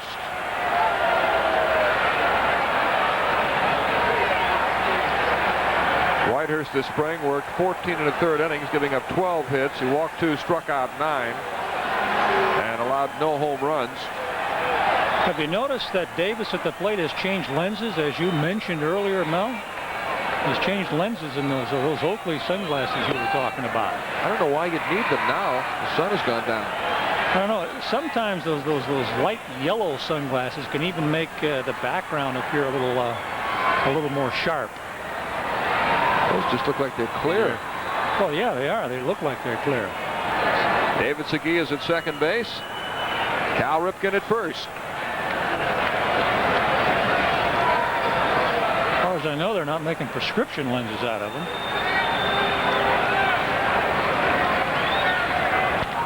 Line drive to center field for a base hit. Segui rounding third. The throw by Howard Johnson is cut off, and we are tied.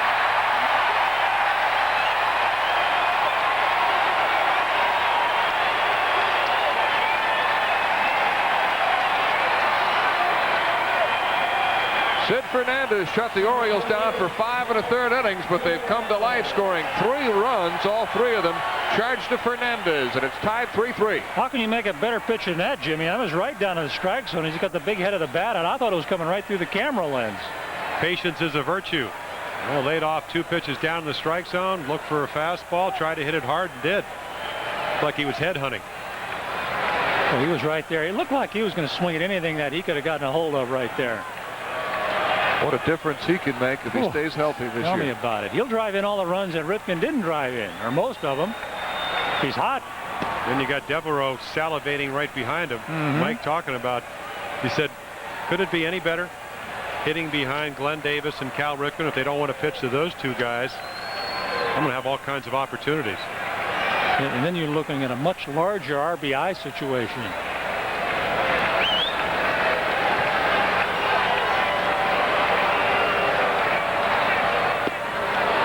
1-1 to Devereaux. 1 out. The score tied 3-3 in the 6th.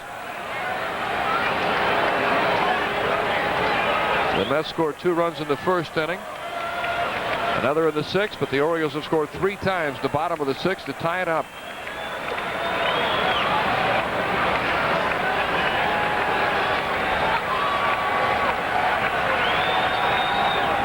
Breaking ball in the dirt, skips away from Hundley, and Glenn Davis will go to second base. The wild pitch by Whitehurst, advancing the runner. Well, that's why Whitehurst has to pitch ahead. If you're a sinker baller and you got a big breaking ball, you have to get him to swing at the ball out of the strike zone. We saw what happened when he had to throw a strike. Davis hit it back through the middle. And if you have that sharp, big breaking curve ball, it's hard to throw for a strike. And if you do, you want to keep it down. That time he kept it too far down and threw it in the dirt. So there are 2 men in scoring position for Mike Devereaux.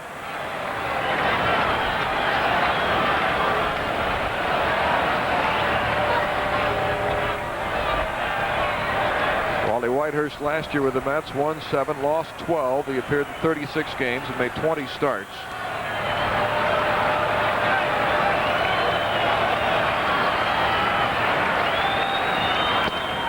Pass swing by Devereaux, and it's a foul tip for a strike. 2-2. Right there, you know, if he's not going to get those calls, of course they called it a foul tip, but if he wasn't going to get that call right there, he's going to have a difficult time pitching. Luis Mercedes will now run for Davis. Because it looks like Whitehurst keeps the ball down real well.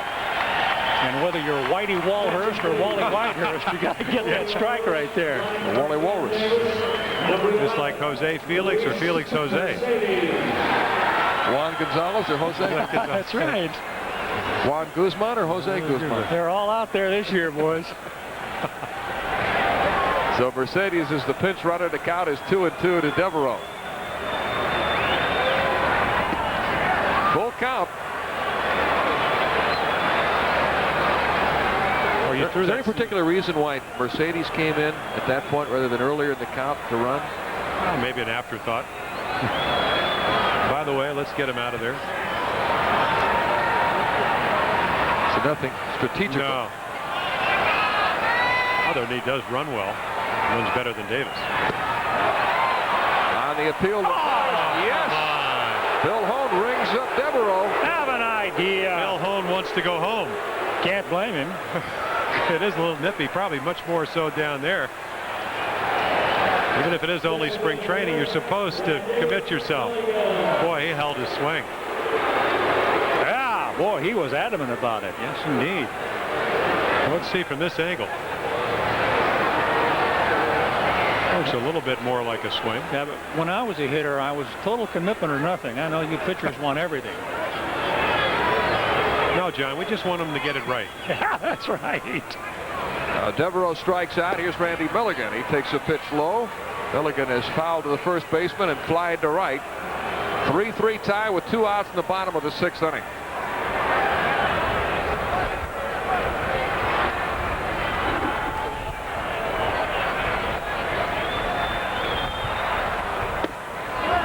Oh, he throws hard.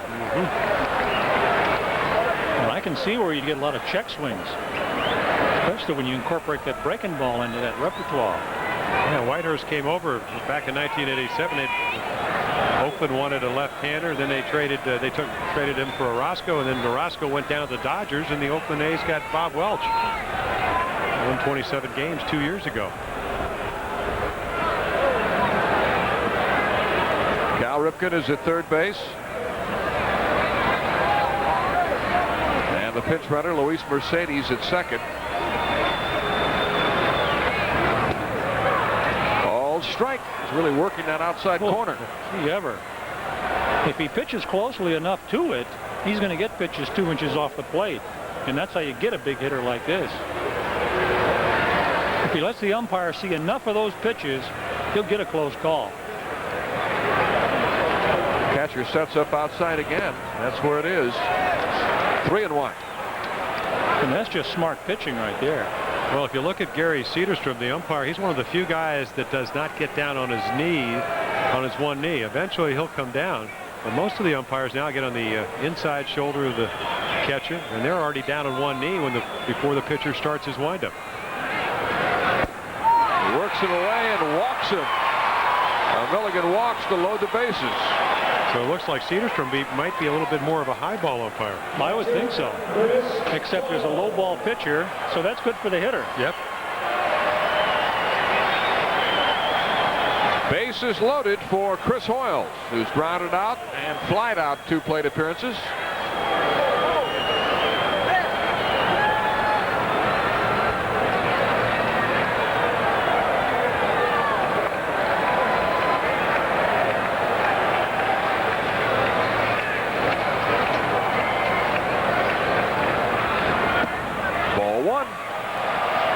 Persistent. Doesn't want to come in on these right-handed hitters. Well, one thing in his defense is that when you come out of Florida, where you have that humidity and good feel with the ball, one of the more difficult things on a day where it's 48 degrees is to feel the baseball. It's much more slippery. Even if you do go to your mouth off the mound, or if today they're allowing you to blow on your hands, by the time you throw the ball, your hands got a little bit cold. Now the catcher short sets up right over the middle. To Hoyle. I hope he's not shortchanging his stuff, because he's got a good fastball and good breaking ball. Well, the plate every once in a while starts moving on you. And when you're right, I mean, that's what you have to do. You have to tell your catcher, sit a little bit more over the plate. You're going to be a little bit more aggressive early in the count. And the 2-0 pitch. Called strike, 2-1. Stayed out there.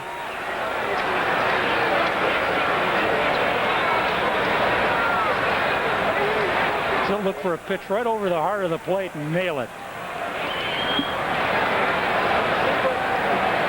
Well, I imagine if you're Chris Hoiles, you got to be looking fastball. Oh, yeah. Hasn't thrown a breaking ball over yet. 2-1, good hitting count. Bases loaded, 2 outs, and the 2-1 pitch by Whitehurst. Oh, threw it right by him. 2-2. An example of what I was talking about. I mean, he's got good stuff. He can throw the ball by several hitters. Early, he was in a position right there where he had to show him the baseball out over the plate. I would be anticipating that he might throw something else, and that's where the pitcher would have the upper hand right here. I mean, he could throw that fastball again upstairs. I'd be looking heater, but thinking in the back of my mind that, hey, if he throws that wrinkle right here, I might be in trouble. So I better anticipate it. Ball 3, and the count is full, so the runners will be moving on the pitch.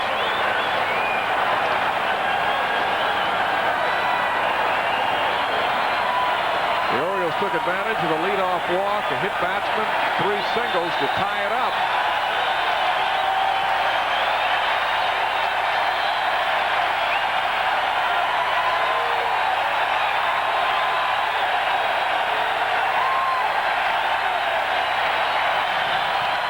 Ground ball to third baseman through Magadan's legs. Cal Ripken scores. Here comes Mercedes, and the Orioles take the lead 5-3. What should have been a routine ground ball out, and it went right through the legs of Dave Magadan.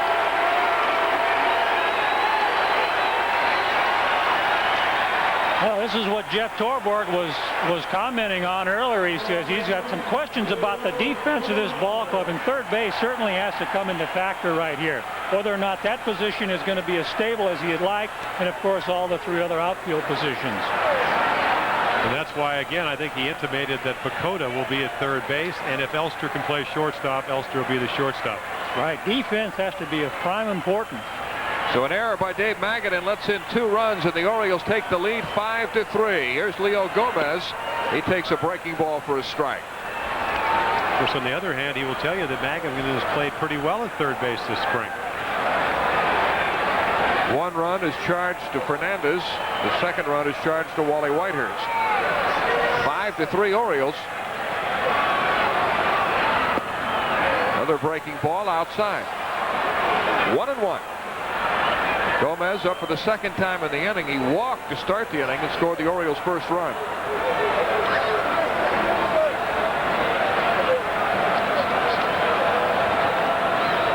At first base, Chris Hoiles.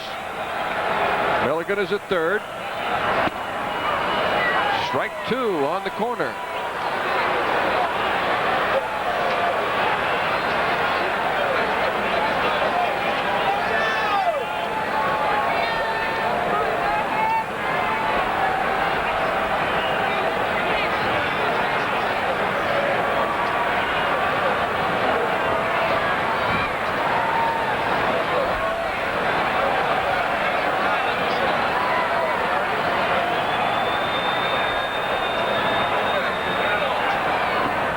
Curveball in the dirt, knocked down by Hundley, and it's 2-2.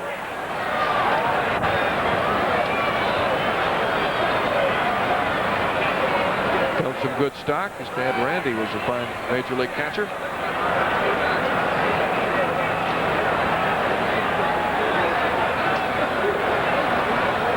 Two and 2 to Leo Gomez.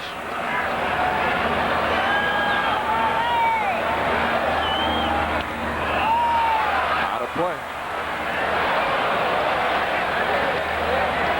The Orioles have 5 runs on only 3 hits. The Mets have 3 runs on 6 hits.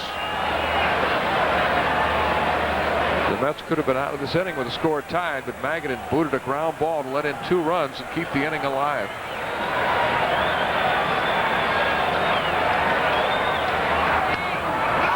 Popped up foul out of play. There are very few clubs in baseball that can give you that extra out.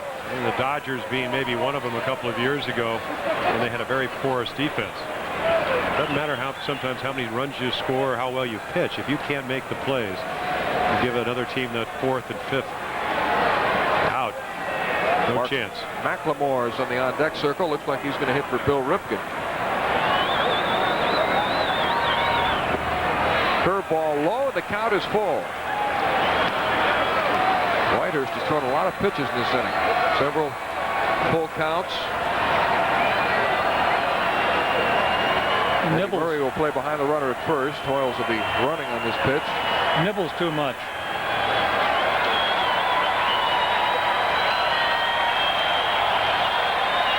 Orioles is running, and a high fly ball to deep left field. Back goes Coleman to the warning track to the wall to make the catch. Maybe he doesn't nibble too much. Well, if that's any indication of how the ball carries, that ball is long gone to Memorial Stadium. If the wind doesn't blow it out, you got another 3 runs for the Orioles, because that ball had home run written all over it. But the Orioles score 5 times in the 6th inning to take a 5-3 lead, and Leo Gomez just missed the home run. We get some changes. David Segui playing first base now for the Orioles, moving in from the outfield. Rick Dempsey is now behind the plate, and Luis Mercedes is in right field. A bunt by Hundley, and Gomez will have no play. So Todd Hundley bunts his way on to open the 7th inning. I think there was a little indecision right there. I think Gomez might have dived for that ball. They've not seen Rick charging out from that catching position right there. But again, a perfectly placed little bunt.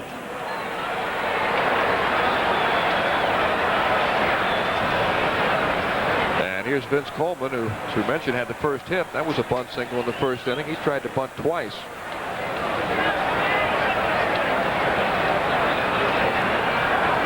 He bunts again, and it's a good-looking bunt. Dempsey will have a tough play and can't get him. Hundley's digging for third. The throw, he is out. Coleman running around between first and second. He hustles back to first. And that's Mercedes, the right fielder, all the way to try to get behind Vince Coleman. Good hustle. It looked like a pinball machine there in the way it was working. But watch this bunt, a perfectly placed maneuver again. There's no way they're going to get him.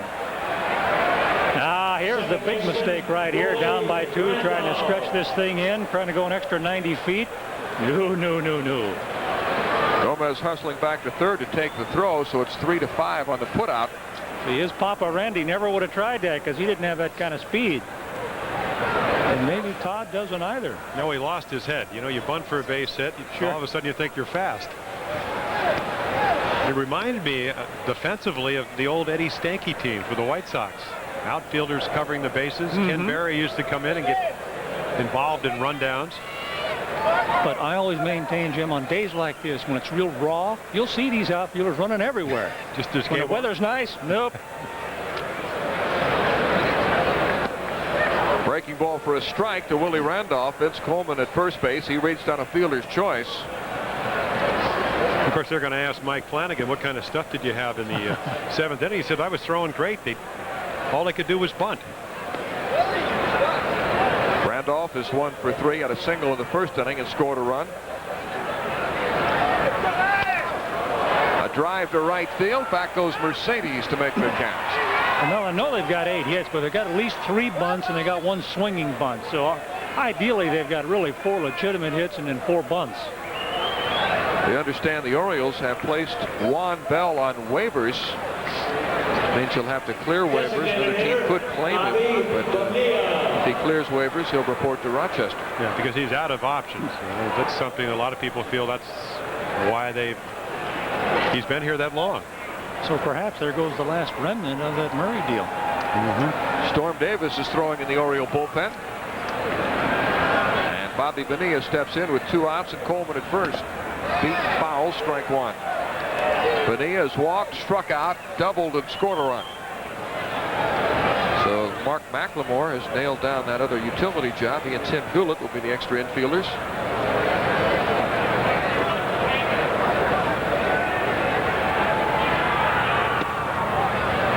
Wonder why that decision was announced today rather than waiting until tomorrow to announce all of the decisions that have to be made. Who knows? 2 analysts here. Neither one of you can figure it out. Well, it's like politics. You don't want to break everything at once. I knew you'd have an answer. Well, it's been rather obvious since Juan Bell was up most of last year that they weren't very happy with the way he played. I mean, they see a lot of skill there. But if you're going to try to be a contending ball club, a competitive ball club, he's not the type of guy you want as a utility player. May turn out, as John has said on many occasions, to be a pretty good player if he ever gets the opportunity. But I don't think he would have gotten the opportunity this year. His best position is shortstop. He can go somewhere and Play short regularly. There's Rick Sutcliffe, the opening day pitcher. Cued up the first base line, but foul. 2-2 to Bonilla, who broke his bat.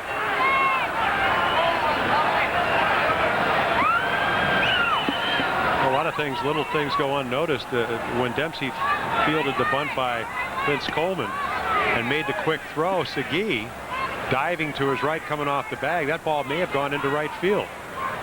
Instead, he came up with it and made an excellent throw to get Hundley. Just got word from Tom Davis that Bell cleared waivers and he went to Rochester. High fly ball to shallow right. Mercedes on the run and makes the catch. For the Mets, no runs, 1 hit, and 1 man left to go to the bottom of the 7th with the Orioles ahead 5-3. Billy Ripken, well, he's history. Get out of here, Mel. Mark McLemore will take his place. Having a great spring. Wonder why he won the utility, Mark. 393 average. He's been up as a pinch hitter 4 times. Yep. 2 hits, 1 of those a home run. Can play a number of different positions. A little bit more experience than Juan Bell. I think all those things have come into play, Jimmy. The fact that he was statistically impressive in spring training. He offers the same versatility and flexibility that Juan Bell did. And the fact that he even looks stronger this year for some reason than he has in the past, probably pumping the weights. Oh, definitely, John. I didn't recognize him. Went up to Fort Lauderdale to see the Orioles play, talked to the Yankees and Johnny Oates' Orioles, and this is a guy that was a very slight second baseman for the Angels about 3 years ago. And he said, basically, I just lifted weights because he said, I want to hit the ball with authority, maybe not hit a lot of home runs, but drive the ball. Breaking ball a little bit high. 2 balls, 2 strikes to Mark McLemore. Wally was probably his worst enemy last inning, throwing way too many pitches. Little chopper to the right side. Willie Randolph there, and there is 1 out. Randolph to Murray. A lot of people saying, well, we have some experience, but Randolph at 37 and Murray at 36. A little bit of age over there, but I got to think that you also have guys that have been on winning traditions. Yeah, that's right. Maybe a little top heavy with age, but quite frankly, I believe they're going to get the production out of the right side of the infield. Is going to benefit this ball club. If they get any kind of pitching whatsoever like they're capable of, they're going to win the National League East. Barry Bonds alone cannot win it for Pittsburgh. Brady Anderson swings through the first pitch. Brady having a productive afternoon. He's flying out, struck out, but started a 5-run 6th inning for the Orioles by getting hit by a pitch. I like the way he moves the offense from the head of that order. I think they're giving an indication of that from him. Well, you make a good point about Barry Bonds cannot win the National League East alone. A lot of people thought that the Pirates, along with John Smiley and whatever, would still win, but the minute they traded Smiley, and it's almost like they're trying to get their salary structure down to a livable level. All of a sudden, the Mets, a lot of people think they will win. Just foul. Well, I can't blame the Pirates for doing what they're doing. I mean, they're trying to economize the best way they know how, but on the other hand, it doesn't make you as competitive as the year before when you get rid of a 20-win pitcher. I mean, obviously, someone else has to make up the ground, and it's not going to happen. They also released Bill Landrum, one of their relievers. Curveball, chop foul. Just a moment ago, you had a chance to see the 2 Oriole trainers, Richie Bancells and Jamie Reed. In fact, they sent Jamie Reed back early just to try to get things. Jamie on the left, Richie the head trainer, Richie Bancells, studied under Ralph Salvon. Boy, do they have a pharmacy to work with in there, don't they? Terrific facility. Line down the left field line, and it loops foul. Count still 1 ball and 2 strikes. The late Ralph Salvon, who was training here for many years, would have loved that area because there are plenty little luncheonettes in there where he could have put all his bagels and Philadelphia cream cheese. Little snack areas. We're in the bottom of the 7th inning. The Orioles leading 5-3. They parlayed a 5-run 6th inning. No hit by Sid Fernandez for the first 5 innings. All of a sudden, a couple of key hits. There's another veteran, Ernie Tyler. starting in another stadium. He looks chilled. Part of the new comfort of an old-looking ballpark. Looks like a shrimp cocktail. Chilled. High drive to left field. Long run for the left fielder, Coleman. But he'll get there. Wind blowing from left to right.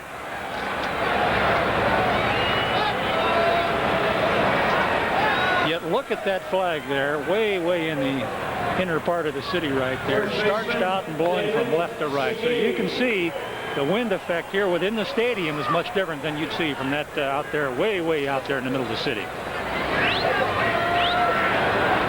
David Segui struck out his first time, fly to left, and then singled. RBI single, drove in the first run here at Oriole Park at Camden Yards. He takes low. You know, it's just a matter of time before Segui works himself into position where he's going to see full-time duty, because he hits from both sides of the plate. And it's a matter of him developing the knack where he's going to hit around 15 home runs a year. He'll be a run producer. They just need a place for him to play. Do you think he'll hit that many home runs? I mean, he's a big guy. I mean, much bigger than people would think. I think as he fills out and matures physically, you'll see that happen.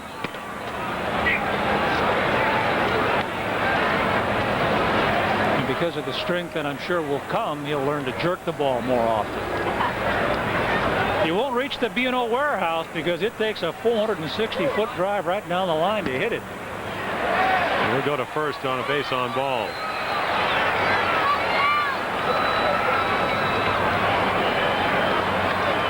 Fourth walk for the Mets pitchers this afternoon. And that will bring up Cal Ripken.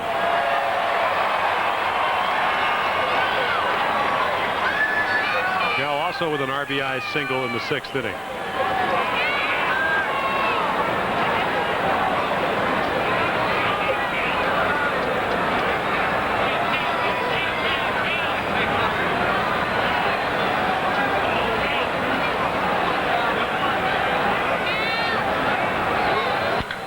Hit hard down the left field line. It might go for extra bases. Around second is David Segui.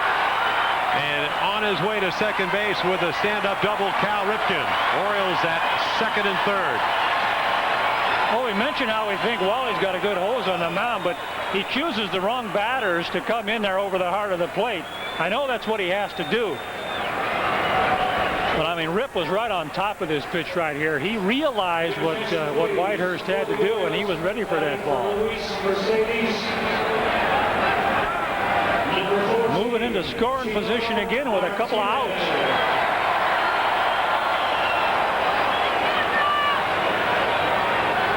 Chito Martinez.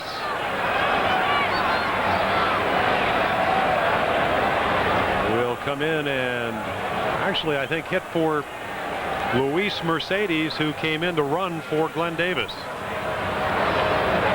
Glenn Davis 1 for 3 with a couple of RBIs. During the course of the regular season, this would be a position where you could pitch around a guy like Martinez with first base open. Oh, you could pitch to him and not walk him intentionally, but you could walk him semi-intentionally by trying to throw him some pitches that he might wave at.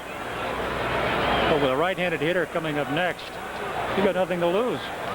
Well, they may be talking about that. Make your pitch or else. Well, look, you'll pitch to Devereaux. Right. I mean, Stottlemyre's the perfect man to go out there and tell him that. I mean, he was an expert at it. Worked on the outside perimeter of the plate. And Whitehurst has been doing it since he's been in there anyway.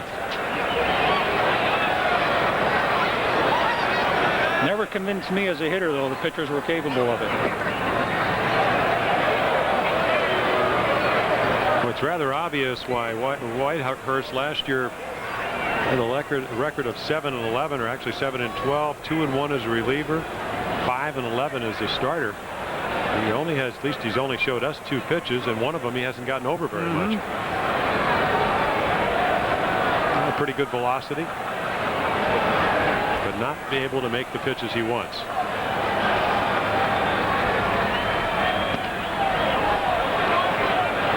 Might as well put him on now. Now, if I was Johnny Oates, I'd let Chito swing at this ball just to see if that scoreboard and right It's as easily reachable as it looks.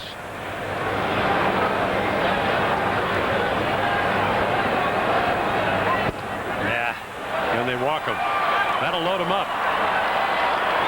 No thought of throwing to him. Center fielder, Mike Devereaux. Mike Devereaux with the bases loaded. He is 0 for 3. A couple of flyouts and a strikeout. I can see this particular situation right here, Jimmy, happening many times during the course of this season. And that's why I think Mike's going to have himself in a perfect spot in that batting order to drive in a lot of runs. Look at the velocity that Whitehurst can generate, yet he chooses to stay way out there. Of course, that's a fine first pitch strike right there. 0-1 for Mike Devereaux. 5-3, the Orioles lead it. Bottom of the 7th inning. Bases loaded. Oh, yeah. Good curveball. 0-2.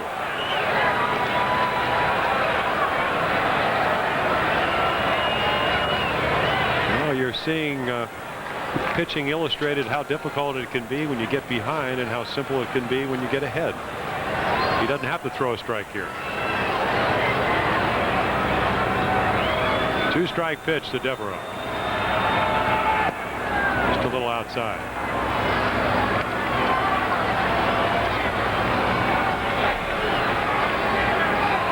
Net outfield playing. Devereaux, at least center fielder Johnson, a little bit to right field. Shallow in right. Coleman with it. Playing straight away and deep in left field. Hey, you have to respect the velocity of the pitcher on the mound. Oh, just outside. 2-2. Perfectly placed breaking ball, too.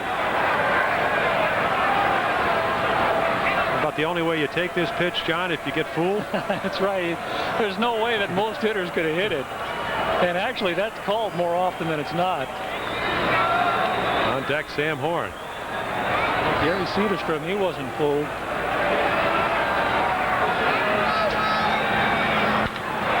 Up the middle.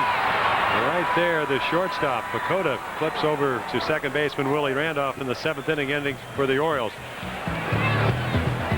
Base on ball, a double, and another walk, all for naught. They leave 3. 5-3 Orioles. Fastball, had a great spring, as John told you, and in most springs would be the 5th starter. Johnson swings at the first pitch and loops it down the left field line. Long run for Brady Anderson, and easily gets there. The retired Howard Johnson. Left field looks like a big park right here. This park makes left field look really large here. And you better have some speed to run there, too, because you're going to have to play a little further off the line in this park because of the way the wall out there from the line indents and then goes a little deeper to the 364. And if not for his speed, he never would have been able to catch this ball right here. Also, I guess you've played the outfield, but they tell me that when you have a long run like that, if you don't get on your toes, that ball dances around. Yeah, and you better keep your mouth shut, too. Your eyes are going to start jiggling. That's what you're referring to. Eddie Murray with an RBI sacrifice fly his first time up, and he's grounded out to second and short the last 2 times up. That's why I used to chew gum out there, Jim, because that would keep my mouth shut when I was chasing the fly ball. Line down the right field line. It'll be fair. Extra bases for Eddie Murray. Well, maybe extra bases. Strong throw for Martinez, and he gets him. Eddie stumbled or going around first base, or he would have had a double. If you're with us early, we talked about at least John Lowenstein talked about the right field wall. Martinez played it perfectly. He was laboring. It looked like Eddie was laboring around first base. But the one thing that Cheeto has out there, as he plays it perfectly, is an accurate arm. And he's got a strong arm at times. But watch where this ball bounces into. Right there at short. That's a perfectly thrown ball. Good arm strength. With 2 outs, Dave Magadan drove in one of the Mets' 3 runs back in the first inning. Line drive to left field. Singled, grounded out, and walked. There's the strike. 1 ball, 1 strike, 2 outs. Orioles leading by 2, 5-3. Top of the 8th inning. The Mets have out-hit the Orioles 8-4. Both teams with an error. Storm, to me, this spring training, Jimmy, looks like he's throwing just like he did at Oakland, those 2 good years he had. Very aggressive on the mound, on top of the hitters all the time, not giving them a single inch, and not putting himself behind in counts early to where he has to come in and get bombed. Now those 2 years, 16-7, that was back in 1988, then 19-7 in 89. Of course, the complaint there was that no, he was a 6-inning pitcher. Tony La Russa, the manager of the Oakland A's, said, so what? Exactly. With our bullpen, we have 6 hosses out there. Just go 6 and do your job, and he did. 1990, 7-10 as a starter most of the time with Kansas City. Then last year, 3-9, but threw the ball a lot better than that record indicated. Full count. Struck him out. Looked like a changeup, something off speed, just totally mesmerizes Dave Magadan. 3 up, 3 down, thanks to Chito Martinez at the end of 7.5 innings. Oriole hitting for Randy Milligan. Randy 0 for 2 with a walk, part of the 5-run 6th inning as he worked and scored a run. And Sam takes a little bit low. Well, if it's 460 right down the line to hit the B&O warehouse. And so, unless you hit it more foul than that, you're going to have to hit it much further to keep it fair. Ooh, that might have done it. Well, other than the fact that he swung and missed. Yeah. Sam did not play that much this spring. Hit 250 with a home run, 2 RBIs. Hit bothered by a, I believe it, a right hamstring problem. Only up 28 times. Last year, terrific year. 23 home runs, some of them extremely long distance. The only thing he does have penchant for doing other than hitting home runs is striking out. 99 strikeouts, about 320 times at bat. Most power hitters, that comes with the territory. 1-2 pitch, just a little bit low. 2 balls, 2 strikes. And 28 bats during spring training, that's plenty of at-bats. I mean, there were several spring trainings I had 15, 17, 25 at-bats. That's enough at-bats because of all the hitting you get down there anyway. 2-2 pitch. Hit hard, left center field. Long run for Johnson, the center fielder, and he will not come up with it. Off the base of the wall on a hop. And the big guy will be content with a stand-up double. That ball was drilled. Oh, that ball was crushed. I mean, he got it all, too, and that's how hard you got to hit it if you want to hit it off that brick facade and right. The ball did not appear to be carrying to left field or center field until Horn hit one. And the people on their feet for Rick Dempsey.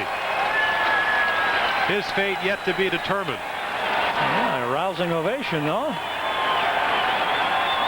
He'll be a fan favorite here forever. Saw his spring training stats, 143. I said, what do you think? He said, well, I'd like to make the club, but I won't know probably till tomorrow. Or maybe Sunday. Then when you think about it, Jim, manager John Hoiles could go either way. You could have a veteran catcher back there or carry young Jeff Tackett, who's already had 3 or 4 years at the AAA level anyway.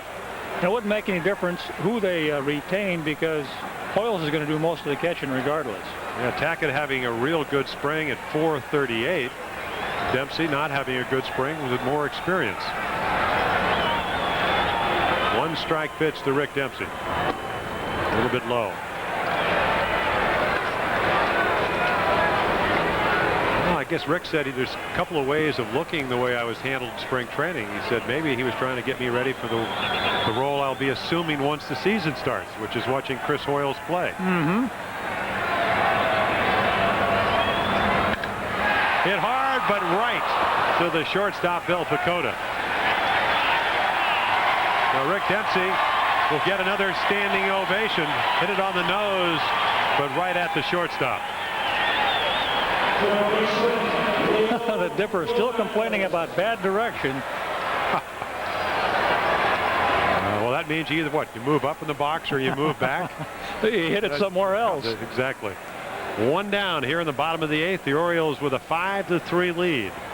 They were no hit for the first 5 innings by Sid Fernandez, but they bunched a bunch of hits and a couple of walks and a hit batsman for 5 runs in the 6th inning. Skied in the air. It's straight away center field, where Howard Johnson is waiting. Sam Horn with 2 outs will stay at second. Well, Sid was brilliant through 5 innings, but that's one of the beauties of playing this game 9 innings long, because it always gives the other team a chance to get back into it and win. Gomez should have had a home run his last time up there. I'm sure he's still fretting about that.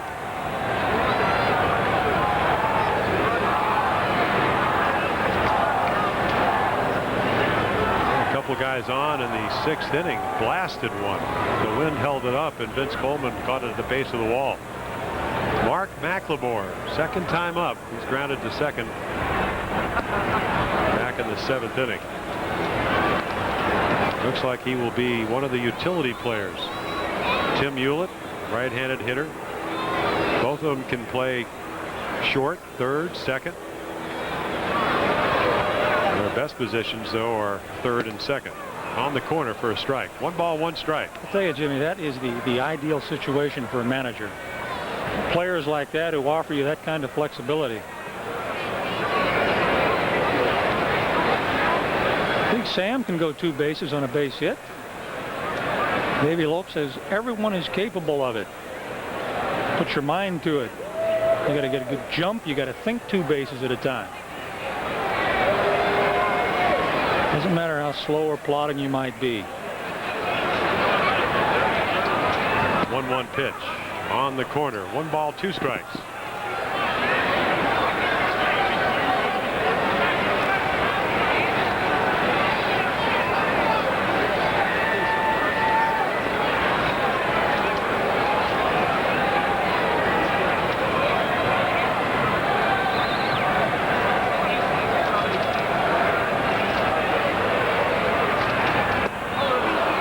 And he strikes him out. Good curveball by Wally Whitehurst.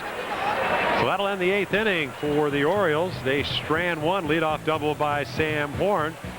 Orioles leading 5-3. RBI single back in the 6th inning. He's flied out and he has grounded out. 1 for 3 with an RBI. Gallagher spending 1991 with the California Angels. Takes a swing at the first pitch and fouls it back. But this is rally time for this ball club. I'm not so sure they're going to be able to do it against Storm Davis the way he's been pitching this spring training. But if the Mets are going to win these kinds of games during the regular season, especially when they get the kind of pitching that Sid Fernandez gave them, they'll have to win a number of games like this in the latter part of the innings. Well, the one thing I look at the Mets, I mean, you know, they add Phenia, they add Murray, so they've added about 200 RBIs, but they don't have a lot of depth. If anybody gets hurt, you know, talking to Al Harrison, who is the general manager, he said we do have guys like Dave Gallagher, people like Magadan who may not be playing. As we look at strike 3, poured it in over the the inside part of the play for Storm Davis's second strikeout. An inning in the 3rd. He's got a burning heater, and if you're sitting on anything else but that pitch, you're never going to hit it. But the Mets, they traded for Paul Gibson, Mark Carrion. Carrion having one of the quicker bats that I've seen in the National League. So here's a guy last year that hit over 300 pinch hitting. You know, he hit a couple of, I guess, 8 lifetime pinch hit home runs for the Mets. So he's gone. Dakota takes low, 2-0. At least Al Harrison showed the decisiveness to pull the trigger on major moves. You know, whether the trades work out or not, he's given it his best effort. Slice to right field. Chito Martinez right there, and they're 2 outs. At least the Mets have demonstrated once again that they won't be afraid to wheel and deal to get them back on top. I think the one thing you got to like about Storm Davis, take a look at his catcher, Rick Dempsey, is the fact that he's not afraid, if he gets behind, to use his fastball. 2-0, and right after Dakota put it in play, I got a 2-run lead, and he's not going to beat himself.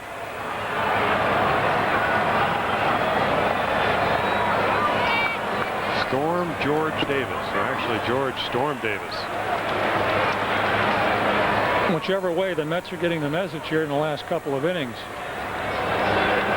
Storm looks like he's back to me. Ralph Darrell Boston coming up the pinch hit for the Mets. He's hitting for Todd Hundley. A little roller, that'll go foul. Oh, he's another valuable spare, though. But he's got some power against right-handers. Pretty good defensively. That came over a couple of years ago from the White Sox and had a surprisingly good year. Most home runs he's ever hit is about 15, but he's a big guy, and but mostly what would you call a spray hitter? Off the fist.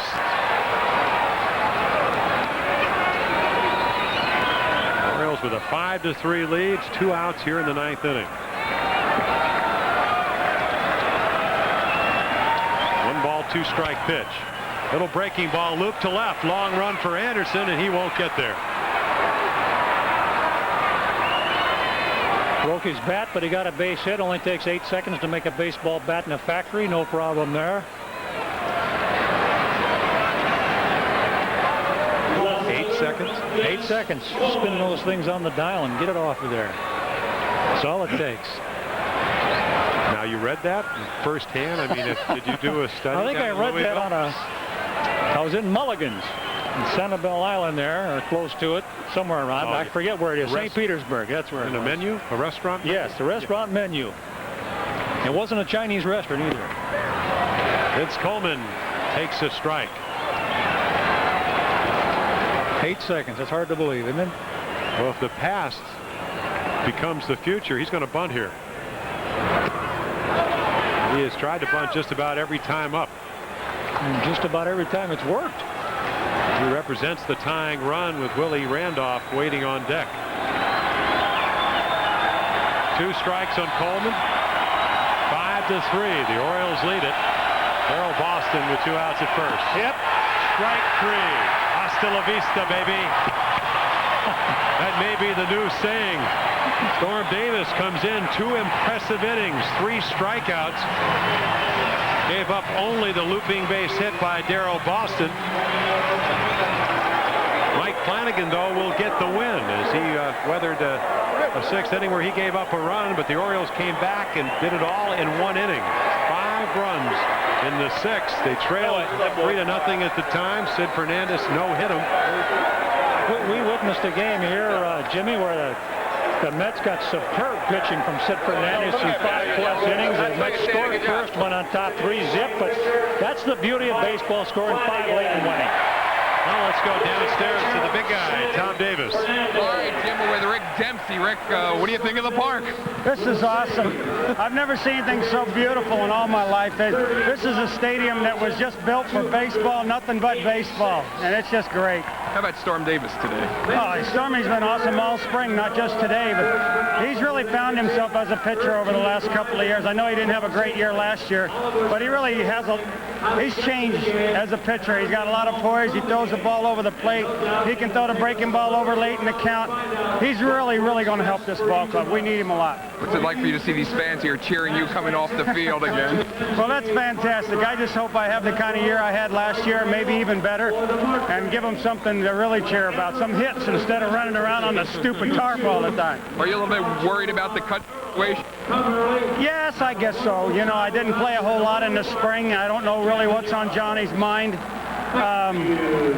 I kind of hate to see the other guy go too, because he had a better spring than I did offensively, and you know, one of us has got to go, so I leave it in their hands. I really can't worry about it too much, otherwise I can't do my job. So I just go out and do the best I can and hope that things work out for me. This club lost 95 last year. Is it a better team than that? Oh, by far. I mean, it's stupid to think that we're going to lose 95. No, we're going to turn that record around. We're going to win 95. Kind of positive attitude that's been missing for a long time. Well, I don't see where it was in. It went to Cleveland for half a year, then it went out to Dodgers for 3. When it was with Milwaukee, but now it's back where it should be. Good to see Rick Dempsey again. Rick Dempsey, a folk hero here in Baltimore, and obviously the second most popular Oriole to Brooks Robinson in the history of this franchise. Let's go back upstairs to this beautiful press box area with Jim Palmer and John Lowenstein. Jim? Thank you, Tom. Now it's time to select our C&P Yellow Pages player of the game. Today we've chosen Cal Ripken Jr. Cal went 2 for 4 with a single, a double, and an RBI, and of course knocked in the tying run in the 6th inning. A 5-run 6th inning where the Orioles came from behind and eventually won this game 5-3. Cal Ripken Jr., our C&P Yellow Pages player of the game. John Lowenstein and Jim Palmer will be back after these words.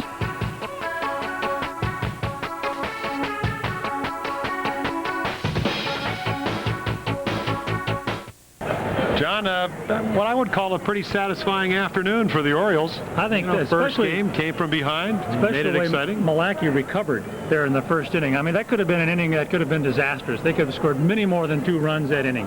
But he got himself together and then pitched exceptionally well. And he had to, the way Sid Fernandez was pitching, blowing everybody away for 5 innings. Absolutely nothing the Orioles could do. They were fortunate to win that game and to score 5 runs in the 6th. Your impressions of the ballpark. We talked about them earlier, but this seems to be almost a perfect place to play baseball. I think the dimensions are fair. Whether you're a hitter or a pitcher, I think they're fair. Now, that 364 in the left center field alley might come into play when the weather gets warm, and I think maybe the pitchers might do some griping about that, because that looks like it's very easily reachable.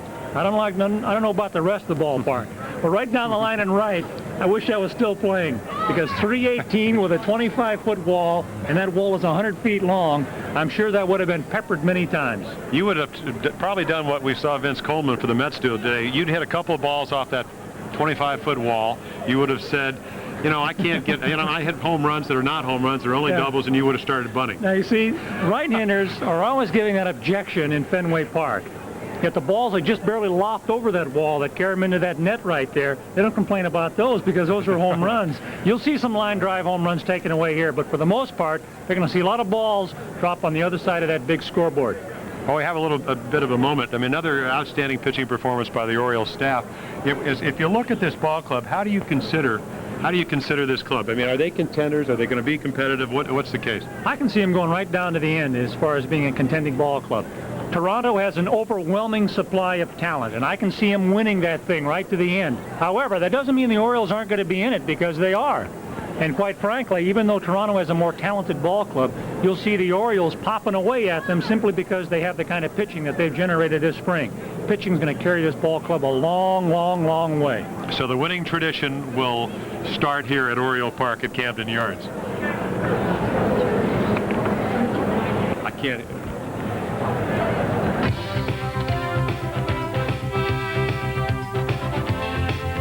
On HTS has been brought to you by Miller Lite, the great beer that's less filling. It's it, and that's that. By Subaru, with all-wheel drive, reliable and durable engineering, Subaru is truly what to drive.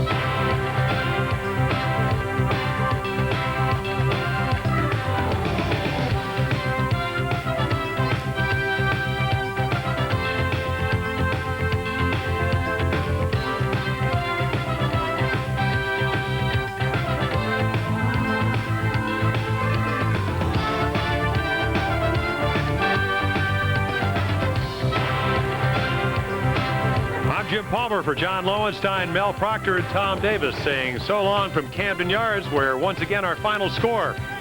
The New York Mets lose to the Orioles 5-3. 5-run 6th inning for the Orioles does it.